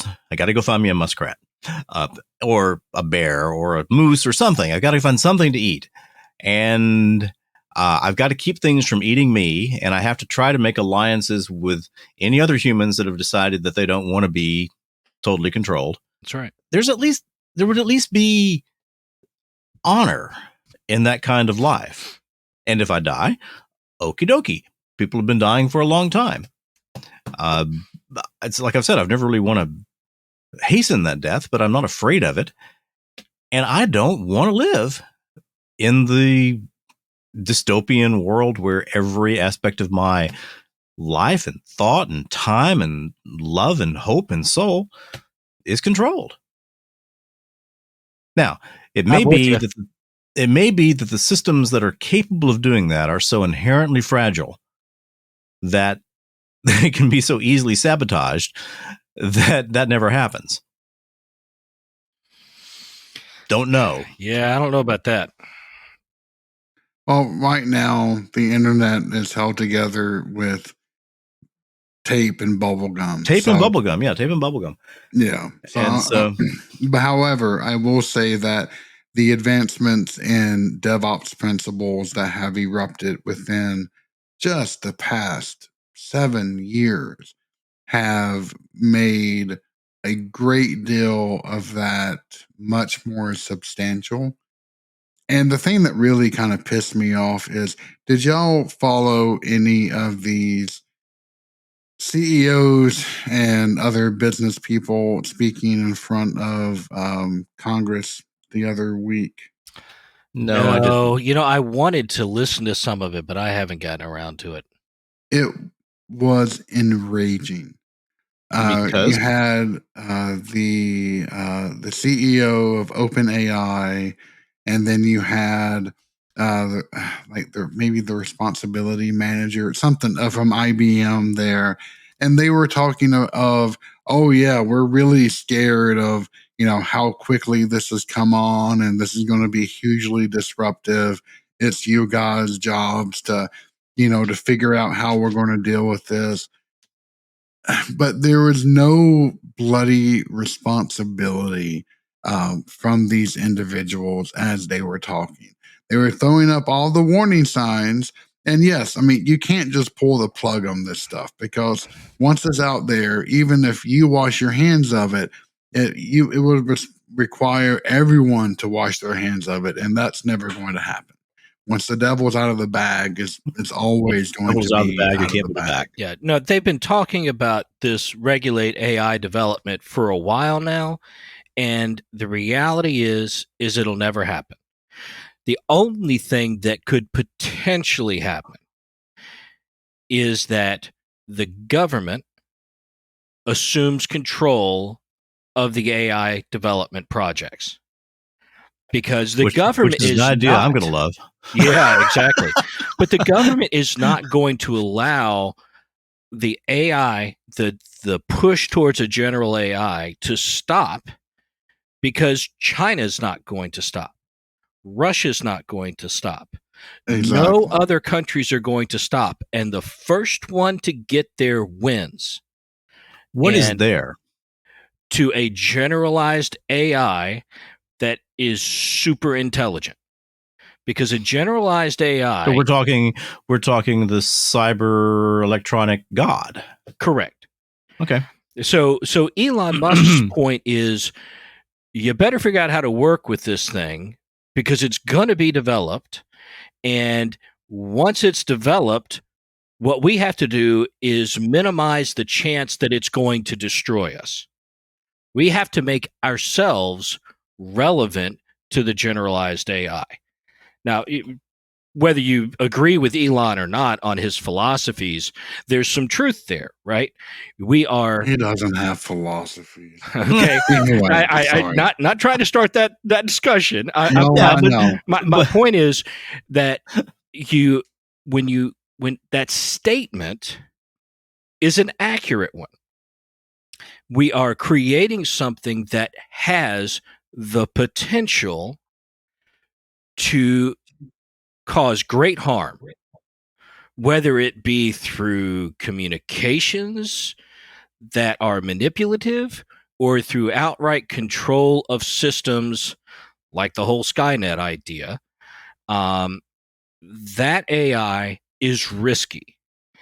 And so you have to program it and develop it in a way that it thinks that we are beneficial to it. Because if it ever does achieve true autonomy, where it exists without needing anything from us, at that point, it's got to decide, are we beneficial to it or not?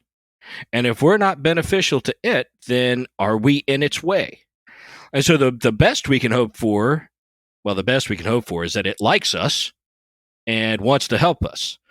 The worst case scenario is it decides we're an annoyance and in the way, and it snuffs us out. The common ground is that maybe it's just indifferent to whether we exist or not, and maybe that's okay. But the sad part is that we don't even have to go to some hypothetical end state where some bit of code reaches intelligent autonomy. Even the version of AI that we have now, which is really just machine learning. I mean, it's damn stupid, but it's we have training models in which we throw copious amounts of data against, and then it learns very rudimentary ways of going about and doing things. It can just do them extremely well and much, much faster than we ever possibly could.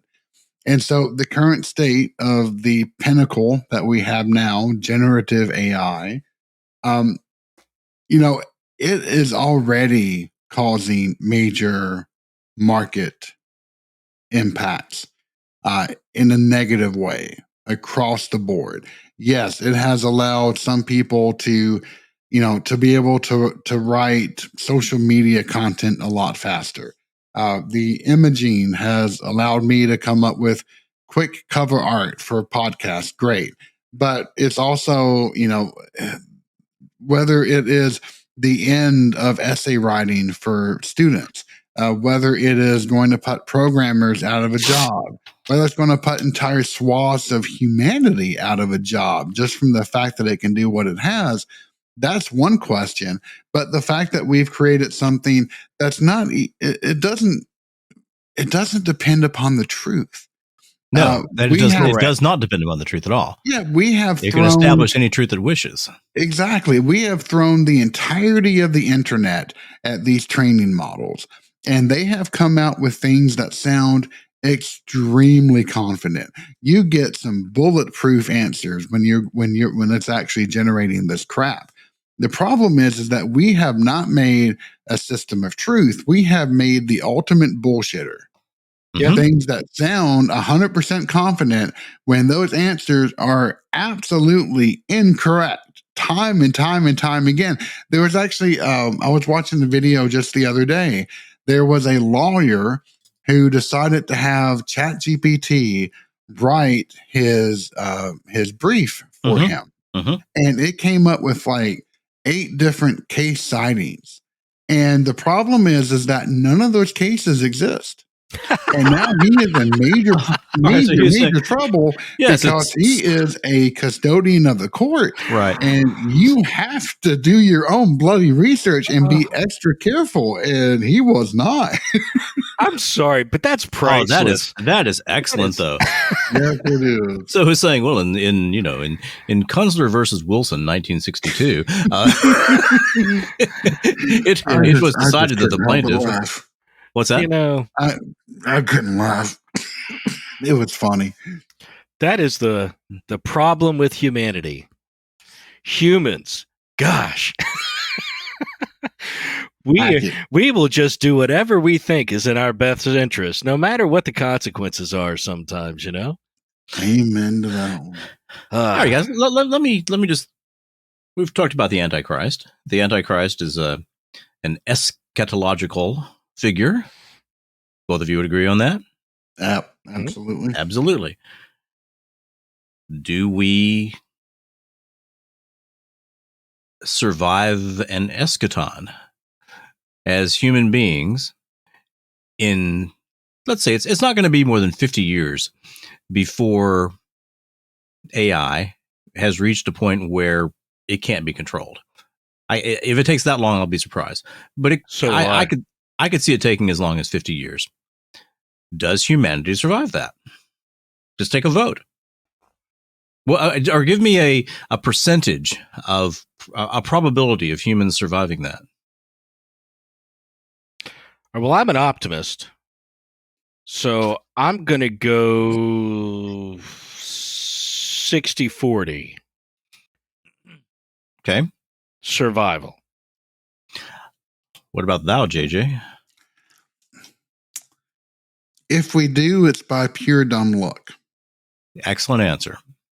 So we survived so far, I will say, the advent of creating nuclear weapons.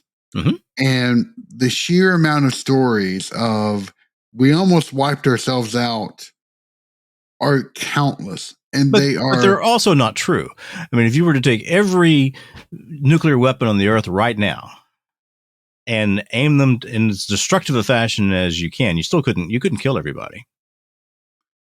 I guess but the fact that we have had so few nuclear accidents as we have had is kind of a miracle. If we do survive, I would say that it falls into that same type of concept. But I mean, there's this idea of in astronomy of the civilization line, and the open question of why haven't we found other intelligent species out there?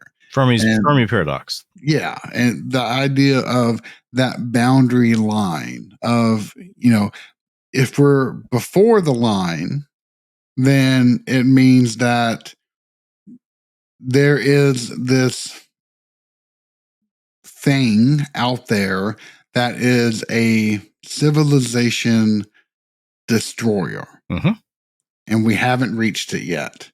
Or we're after the line and we somehow have miraculously survived it, but so few other civilizations have. I think that's entirely too optimistic. No, and in my opinion of that is we are on the line. I think we are on the line right now. I think the struggles that we are going through are the struggles that a civilization would go through to reach beyond a destructive end. I think that the politics, the weapons of war, the technology, it's all happened so fast, and it just seems exponential in how rapidly change has happened. I think that we make it past the next 100 years, the next maybe even 50 years. I think we're golden, but I think we're sitting on that line right now. My answer to the Fermi paradox is that in order for us to not communicate with anyone, they don't necessarily have to be dead. They just have to be incapable of doing anything major. Now, so every ego-driven species, every ego-driven sapient species is going to reach the point where we are now, where we've got pretty much instant communication anywhere. The total mass of knowledge is available to anybody who wants to access it. It doesn't matter. Most people look. I mean, this is the negative Victor. Most people don't give one dog shit about knowledge. They care a whole lot about being able to control the knowledge that other people have. But in terms of wanting to be able to build this system in their mind that comports very carefully with objective reality. Please excuse the interruption. This is Cedric Dankworth Smythe. Part of my duties here is to protect these gentlemen from stray, possibly threatening supernatural forces. Well, did you happen to hear that very end of that last little segment? You hear a ghostly, Let's hear it once again, or perhaps 3 or 4 more times. Objective reality. Objective reality. Objective reality. Objective reality. That, my friends, was a Class A EVP. It is perhaps one of the best EVPs the members of the Paranormal Rundown staff have ever heard. So, they decided to talk about the EVPs they've captured lately, because there have been several. Perhaps Vic Hermanson has drawn the ire of some supernatural entity somewhere. And if he has, that means that I have a job to do. During one of the last paranormal roundups, on my track of the roundup, recorded on Zencastr, there appeared an EVP, or what I believe is an EVP, that is sort of interestingly placed and extremely clear. And since that happened during this episode, perhaps you heard it and we didn't remove it, and I thought we might talk about it a few minutes. Yeah, so I was doing the final review before posting up the file today, uploading it for distribution, and I I caught this, and it's funny because Vic had sent it to me before, but I didn't realize it was from a rundown. He was like, "Oh, check out this, this EVP I caught recording on my channel," and I thought it was incredible that we got one while we were actually recording. So the first thing I want to ask, we don't know the exact time where it is in the file because we haven't finished the editing with putting this where we're going to put it. But it is when Vic is talking about sort of the tail end of the discussion about the Fermi paradox. And we're talking about, he's talking about how the possibility of keeping people down so they never get past that point technologically is real possible because people like power, and they're more interested in power than getting beyond, to have a source of the truth. And that's not long after that is when somebody apparently agrees with you, Vic. Yeah, I'll replay it a couple of times. Objective reality. Objective reality. Objective reality. Objective reality. JJ, you did hear it, right? I did. Yeah, you shared it with me, and not only was it extremely clear, I could not think for the life of me where it would have come from. To me, when I first heard it, it sounded almost like bleed through from another track, but there was nothing on the other tracks that was going on. No. And it was clearly on yours. So it was either a ghost of Zen player, Zencaster, or who knows? That sounds like a video game. Ghosts of Zencaster. Well, and so this is the thing. It was only when you listen to it, you listen to the other channels, Vic, and it's only on your channel, right? Only on my channel, yeah. And it seems like if it was a Zencaster, it'd show up everywhere. It would show up on all the channels, wouldn't it? Unless it was, I guess, maybe your connection to Zencaster. That seems intuitive to me. Now, the truth is, I don't know how Zencaster works. And even though this is a very clear audio artifact, and that's really all I can call it with utter certainty. But I could say it's an EVP, but I have no idea what its origin is. Well, so I have encountered kind of similar things as Zencaster, but it would always come through another channel's bleed through into the original. Mm-hmm. And that is not the case here. So when you say from another channel's, JJ, you're talking about in the same recording? Exactly. Yeah, because normally, depending upon the number of people that you have in the Zencaster room, then you will have 2 or more different channels active. And if someone is extremely loud on one channel, then there's the possibility that it would be picked up and bleed through on your channel or vice versa, however it may be. But that's not the case here. So, yeah, I have no explanation for this, honestly. Well, for one thing, it sounds like a female voice, not a male voice. Exactly. And when we record, we were a couple of hours in when that happened. So it'd be sometime around midnight. Probably after, but yes, it was late. Yeah, probably after midnight, which means Caroline was in Slumberland. And as I said, my wife definitely wasn't in the room or anywhere near the room. Yeah, and as I say, Stewie doesn't talk. Yes, my wife's the same way. She's out at Laura's out at 10. She's done.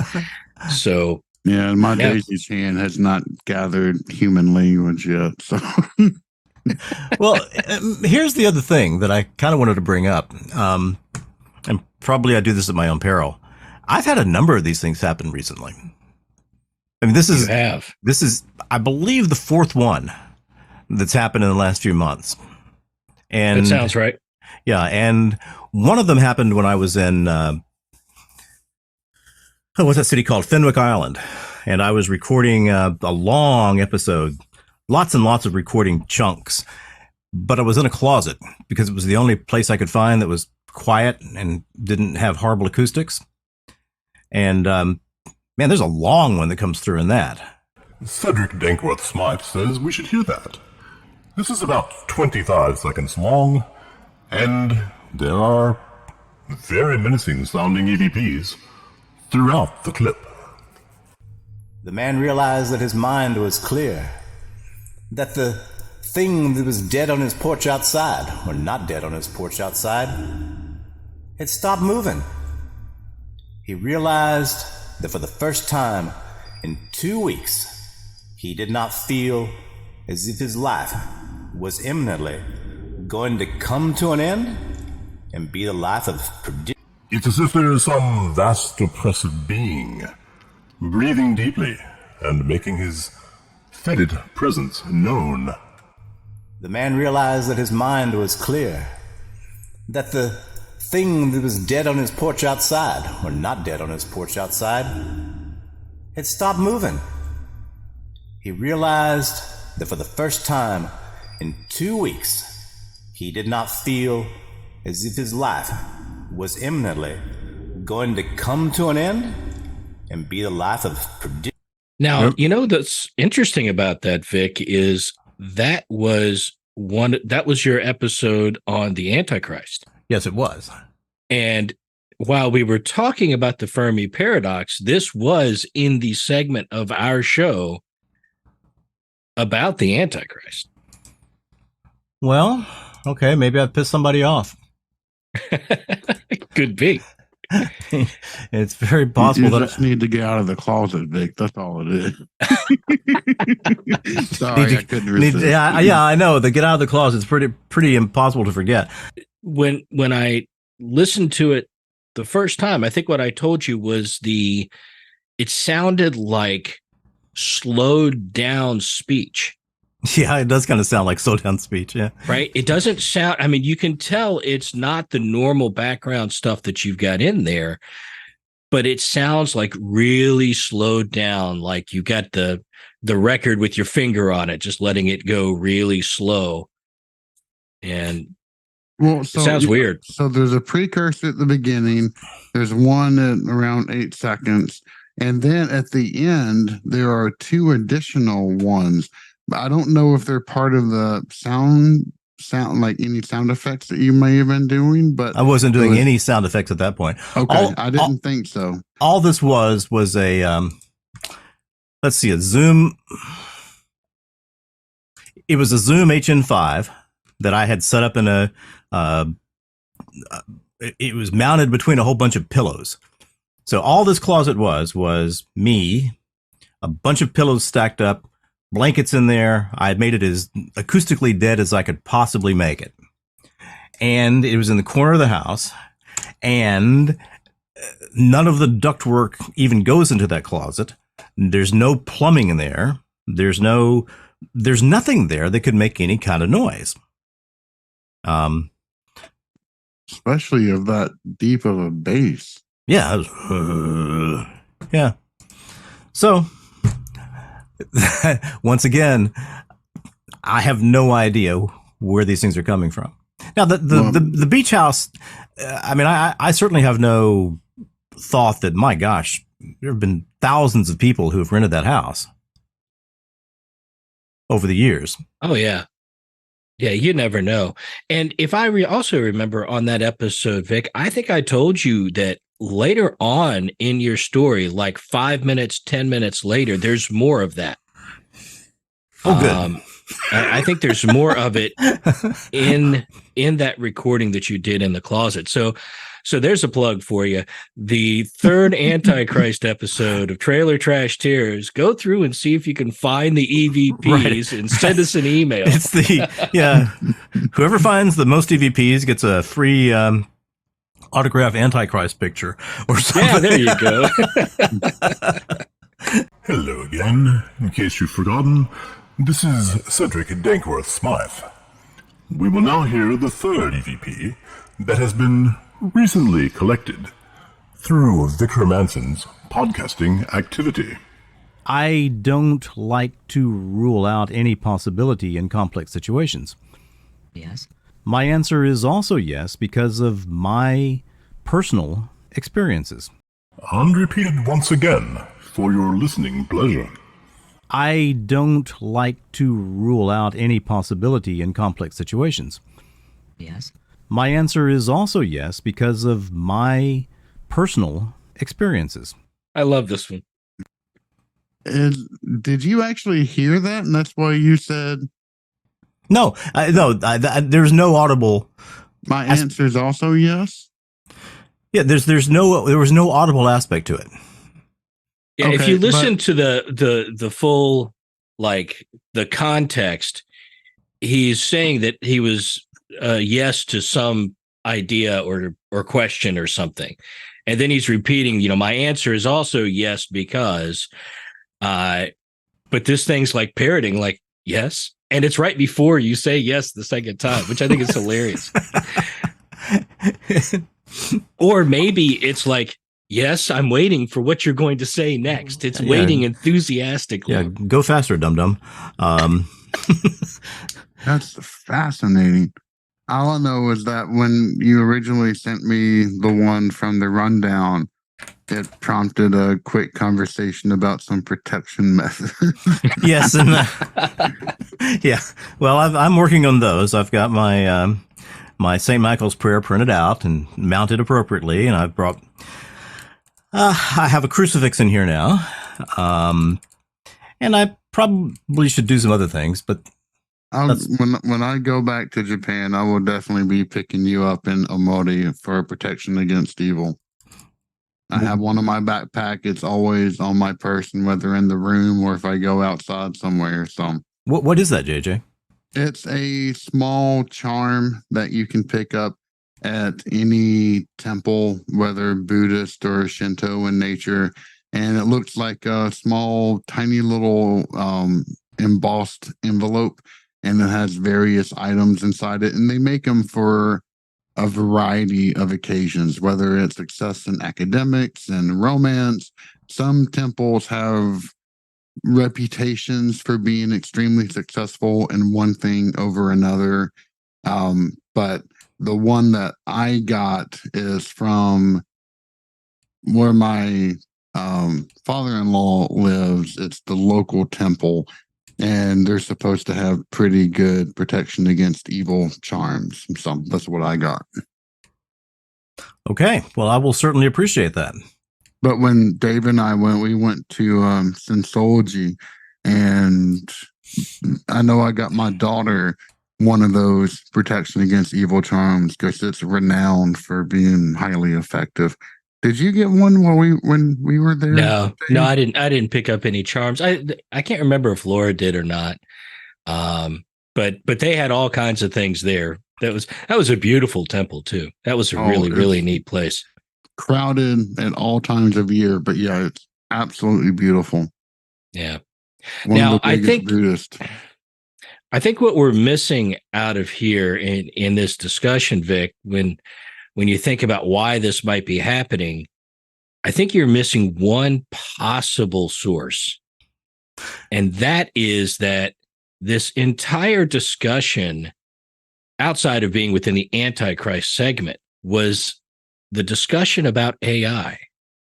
Yes, we were discussing AI, huh? We had a long discussion about AI right before we got into the Fermi paradox. Mm-hmm.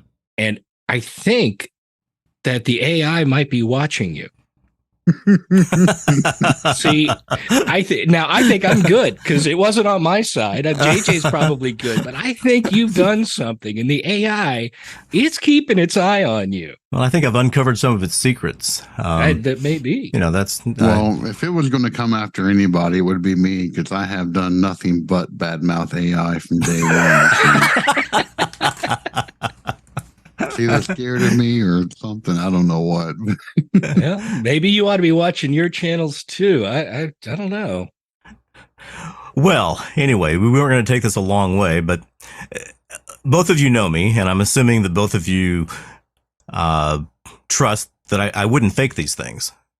Oh, dear. You would be the absolute last person I would ever peg to do something like that. I agree. And I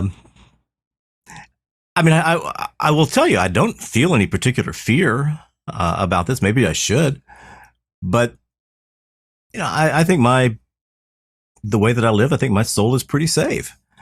Now, that's probably an arrogant thing to say. No, I think that especially when one gets settled in life, you're comfortable with your viewpoints, how you live. I don't see any reason why it's, if you entrust yourself to whatever higher power you may believe in, I don't see how that would be an arrogant statement. It would just be simply a matter of faith at that point. Yeah. But I will also say one last thing. We don't need to manufacture intrigue or mysteries. We're not, exploring, supposed haunted locations and jumping in our own shadows. And, we don't have a show to sell. We have fun just talking about this stuff. We don't need this stuff to be in actuality. So absolutely. And it's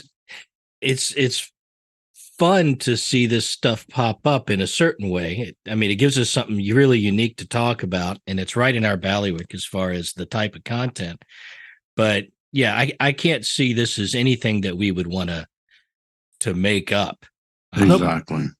Once again, this is Cedric Dankworth Smythe.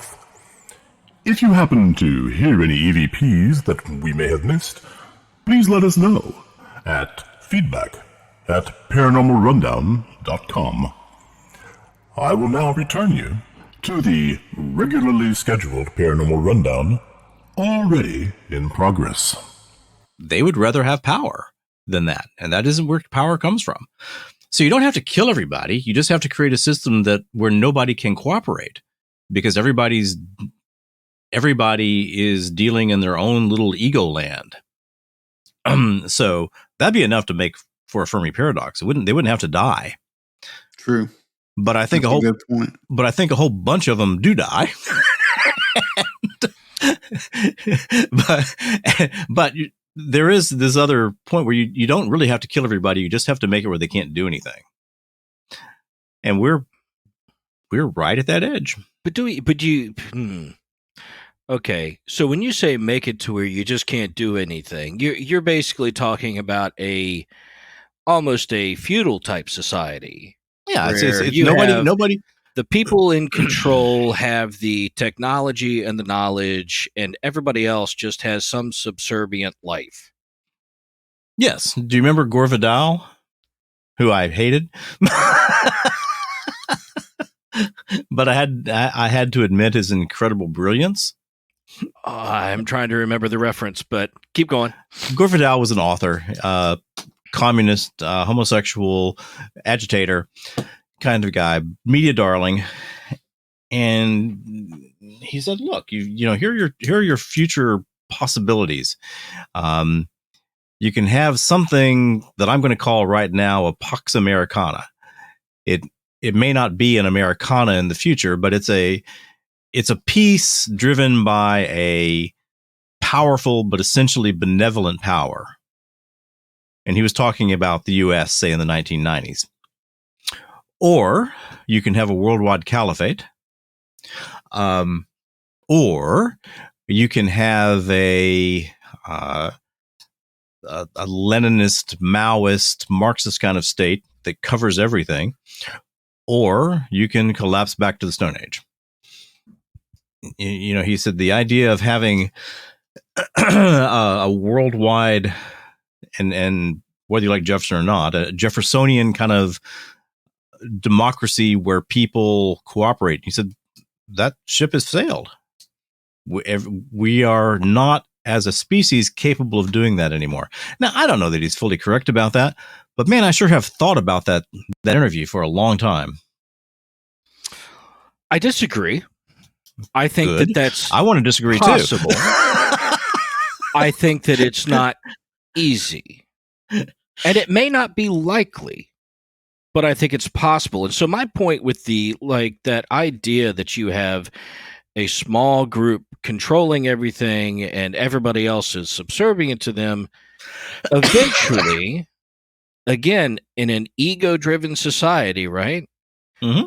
The same thing that got us to where we are today, eventually the people will rise up against whatever is in control.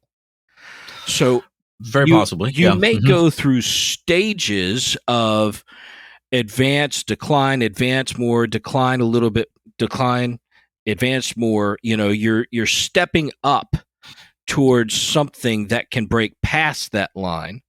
So maybe it's iterative. Right. So instead of it being a linear kind of advancement, it's a stepping stone kind of thing. That's very possible. Mm-hmm. But I think you either break through that line eventually, or you destroy yourselves.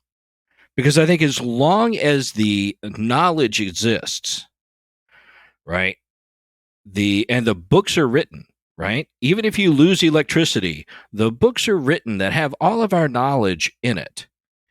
Unless you have a Fahrenheit 451 scenario, which can't happen anymore. Not easily, right? Maybe as part of that destruction we're talking about, but as long as the knowledge exists, the people are going to eventually recoup and rise up and push past that controlling power. So the only way that doesn't happen is that you just wipe everybody out.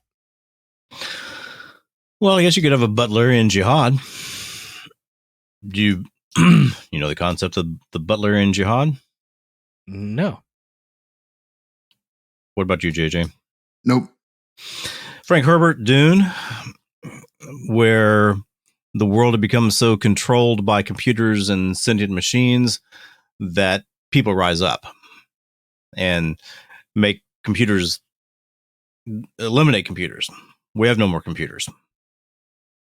And so what had to happen when there were no more computers is that people had to develop their own skills. Wow. I'm a pretty big Frank Herbert fan. That was in which book? The first Dune? one? Dune, yeah. Well, Dune, he talks about the butler in jihad. He talks about it as something that just has already happened. So he talks about it as a part of history. As a part of history. Okay. It sort of rings a bell. But I get the idea, right? So you got to move past computers and technology. Well, I mean, technology has to become stupid. Well, technology becomes stupid. The idea, there were commandments in the Dune universe. Okay, thou shalt not create a machine in the image of the human mind, which was the main commandment. And of course, there were civilizations that broke that rule. But anyway, I think we survive. I don't know that we survive as something that is going to be worth living, but I think we survive. I think we get. I stand by 60-40, maybe 65-35. That we get past this. Maybe by the grace of God, he nudges us past it, and we wind up a better society that can manage this stuff. But I don't think we're there yet. I don't think we're past the line if it exists. I'm going to put forth a suggestion. The third topic, if we were to go by the script to talk about tonight, is the Odyssey. And I ain't got enough left in me to talk about the Odyssey. I am totally with you there. I ain't got enough. There's not enough Victor left to talk about the Odyssey. Yeah, so, actually, I need to get going here pretty soon. Okay. Well, can we have a palate cleanser topic, say something fairly easy? Pick one out, Vic. Absolutely. All right. Here we go. All right. Holding F9 down. Boop. Okay.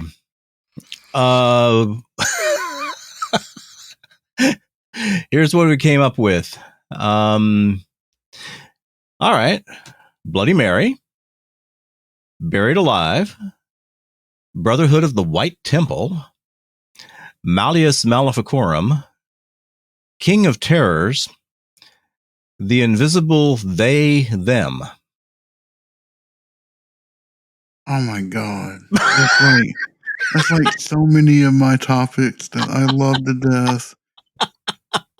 Oh, how can you even choose? What's this White Temple thing? I haven't heard this.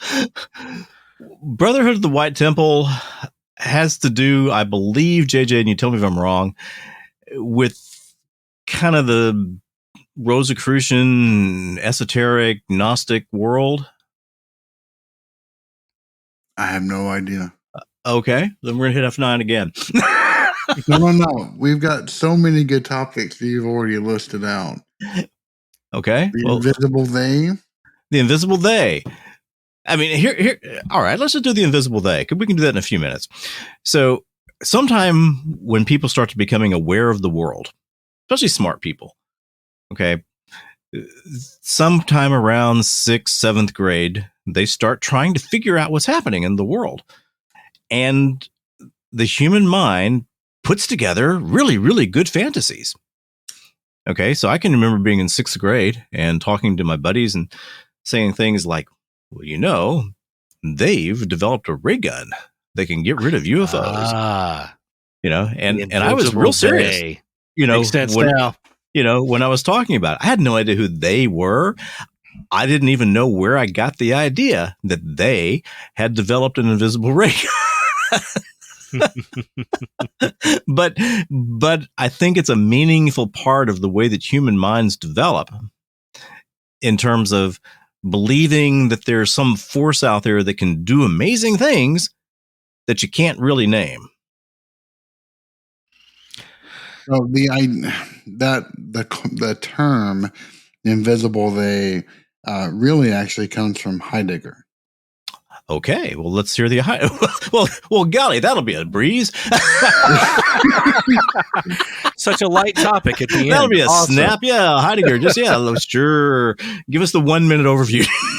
So the idea is that everyone has, even if they're trying to rebel against the ideas that they were brought up with, everyone has really one direction in which they can react. It's either really for or against the norms of a society in which they have been brought up in. Okay. And thus educated in. And this is what the invisible they or them comes from. It's this idea that it is the invisible police that are really kind of embedded within language and environment and culture that dictate how a given society understands and reacts to any given topic in which it has familiarity with. Now, to take it another step, which is the other aspect of it, which is exactly what Victor was going off from. Have y'all ever seen John Carpenter's, oh dear Lord, Citizen? No, it's the body horror John Carpenter film. Existence.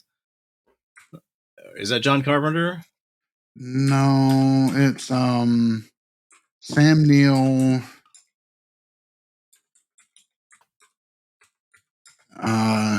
In the Mouth of Madness. Okay, I've not seen it. I haven't. I mean, I always thought that was a takeoff on Lovecraft. It is. It's very much of a body horror kind of Lovecraftian thing. We have to watch it for this coming up Wednesday movie night because it is just absolutely fantastic.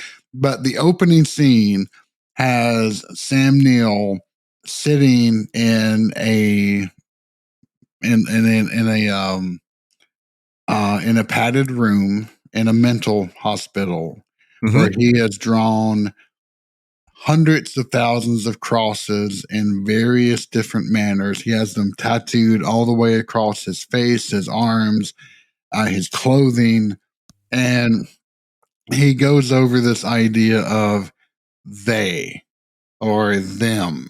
And this exact same concept of, whatever you fear, that is them. And they're out there. And it's a magnificent scene. The entire movie is magnificent. But yeah, I mean, this idea, it's really the same kind of thing, just not quite so philosophically based. Well, they reverse engineered UFOs a long time ago. Right. And these are the crap and they that have we see a besides now. cure for cancer that they're hiding from you and me and JJ and everybody else. They have to do that because if you cure cancer, you can't make so much money on the medications and the treatments. They know what they're doing. Indeed, they do. Well, I mean, this gets to one of the interesting. Look, I have had a bear of a time finding guests lately. And part of it is because I have been trying to get guests who are a little different from what I normally talk to, people who are kind of out there on the fringe.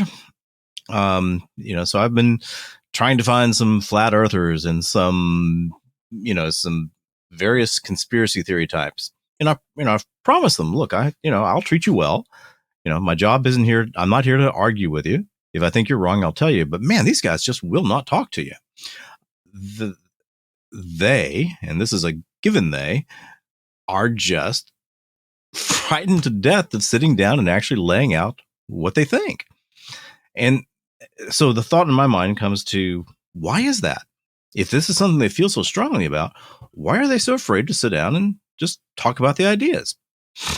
And I guess I've decided is that they think that, I have power that I don't have, or I have some way of impacting their lives.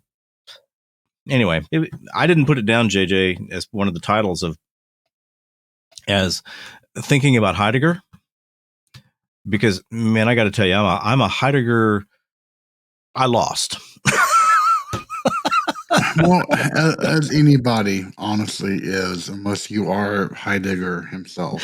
I was in the Tennessee Governor School for the Humanities and had a professor say, if you ever wanted to feel like a complete idiot, go read the most complex book ever written, which is Being and Time, Sight and Sight. Right and Sight. And I'm like, okay, I've got to go. I mean, this is a challenge. You got to go solve this challenge right now. Hell yeah. And I went to the library and I began reading it. And 3 pages in, I'm like, I have no idea what the hell I just read. That's where I was. At all. Yeah. And I went and in college, but this was an obsession at this point. Like, I had to understand this bloody book. And I had a professor sit and actually teach a specialized course on Heideggerian terminology. Just the language, not the concept. Because to him, Heidegger was like, okay, I want to examine being, and not just being, but the introspective part of being that examines itself, which he called Dasein. And in doing so, he made up an entire vocabulary. Yes, he did. And it's fascinating. Like, if you can get past the vocabulary, like, every page is chocked full of these nuggets of ideas, which he kind of picks up, he plays with a little bit, and then he tosses it back in the sand to go for another batch. It's a fascinating book, which is just even more heartbreaking to find out that he was a Nazi. But I mean, it really is. I mean, it's a magnum opus that I wish everybody could read, because it is fascinating, like absolutely fascinating. If you can divorce the book from the man, it is a fascinating read. Yes, well, I'm capable of doing that. I can think of the body of work of an individual in one part of my brain, and the fact that they were, something close to an antichrist in another part of my brain.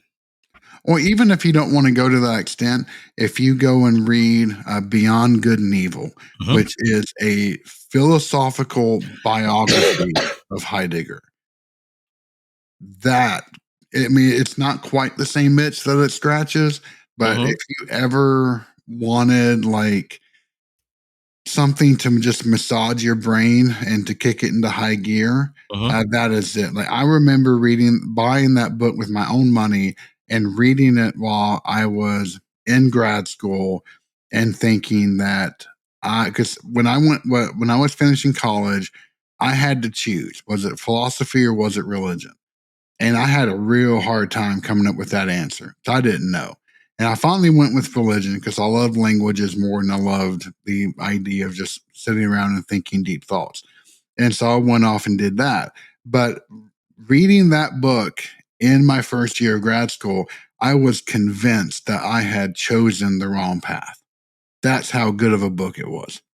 Okay. Well, I haven't read that. Anyway, I will shut up now. No. Well, that and it's I've got to early. We've got to go. Anyway, I think that there's both on the, how do you say it, Heideggerian? Yep. Heideggerian sense. It's not one of the words. It's not a word I use every day. And in just the general sense of the way that people come to understand the world, and the way that probably a lot of conspiracy theories develop, and in the way that certain people just kind of get stuck without ever going past that point of just assuming that the they is out there. It seemed like a topic worth talking about to me. Oh, absolutely. Actually, if y'all don't mind, if I could give kind of a quick closing palate cleanser to a palate cleanser. Palate cleanser to a palate cleanser. So when I was in grad school, my accent was a lot thicker than it is now. I wish I could have heard that. Time has kind of eroded it down to somewhat normalcy by this point in time, I think. But like when I was in high school and I went to a debate camp, I had people call me boss hog because I literally had a girl come up to me and go, "You know what? When I first met you, I could not understand a thing you were saying." And I'm like, "Why?" She's like, "Your accent." I'm like, "I have an accent? What?" I had no idea. Where did they come from? Yeah, exactly. But anyway, when I was in grad school, I would often talk about Heidegger with one of my really good female friends at the time. And she said that because of my accent, it sounded like I was saying, "Hi, digger." And so every time she would greet me, it was, "Hi, digger." Hi, digger. I still think about that to this day. That's pretty funny. So, all right, gentlemen, listen, it's been one day we're going to go through Theodicy. At some point in the future, we're going to go through Theodicy. Probably it'd be a good idea to have an ethicist or a minister or something, or really good strong drink. Really, really, really good strong drink. Yeah, maybe really both. Good strong drink. Yeah, I don't do the heavy strong drink, but I might make an exception for that. But all right, so I guess we will call this the conclusion of the 4th Paranormal Rundown, the Paranormal Rundown Roundup, and there's still one doggy left to round up, but I think we did a pretty good job of rounding up the other two. Well, I figure it like this. I think that we're probably, as every couple of shows goes by, every 3 or 4 maybe, we'll have a backlog of things like this. So I think the roundup is probably a quarterly thing. That's a good idea. Where it's like, hey, here's all the stuff that we wanted to talk about more, but it wasn't the right time, so we'll just set it aside, and these are the shows we'll cover them on.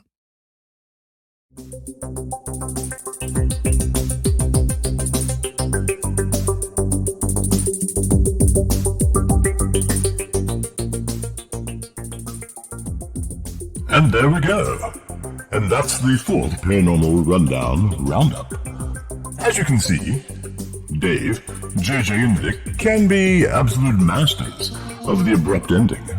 Oh well, at least they worked and played well with others today. The Paranormal Rundown is written jointly by Dave, JJ, and Vic Hermanson.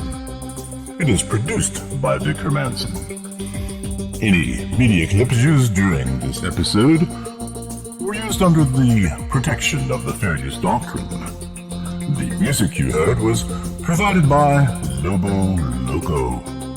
Please, give the boys a piece of your mind. Tell them what you think about the rundown. Give us topics you would like to hear discussed. Or give us topics you want us to avoid at all possible costs. Please write to us at the following email address: feedback@paranormalrundown.com. Until next time, this is Cedric Dankworth Smythe, signing off.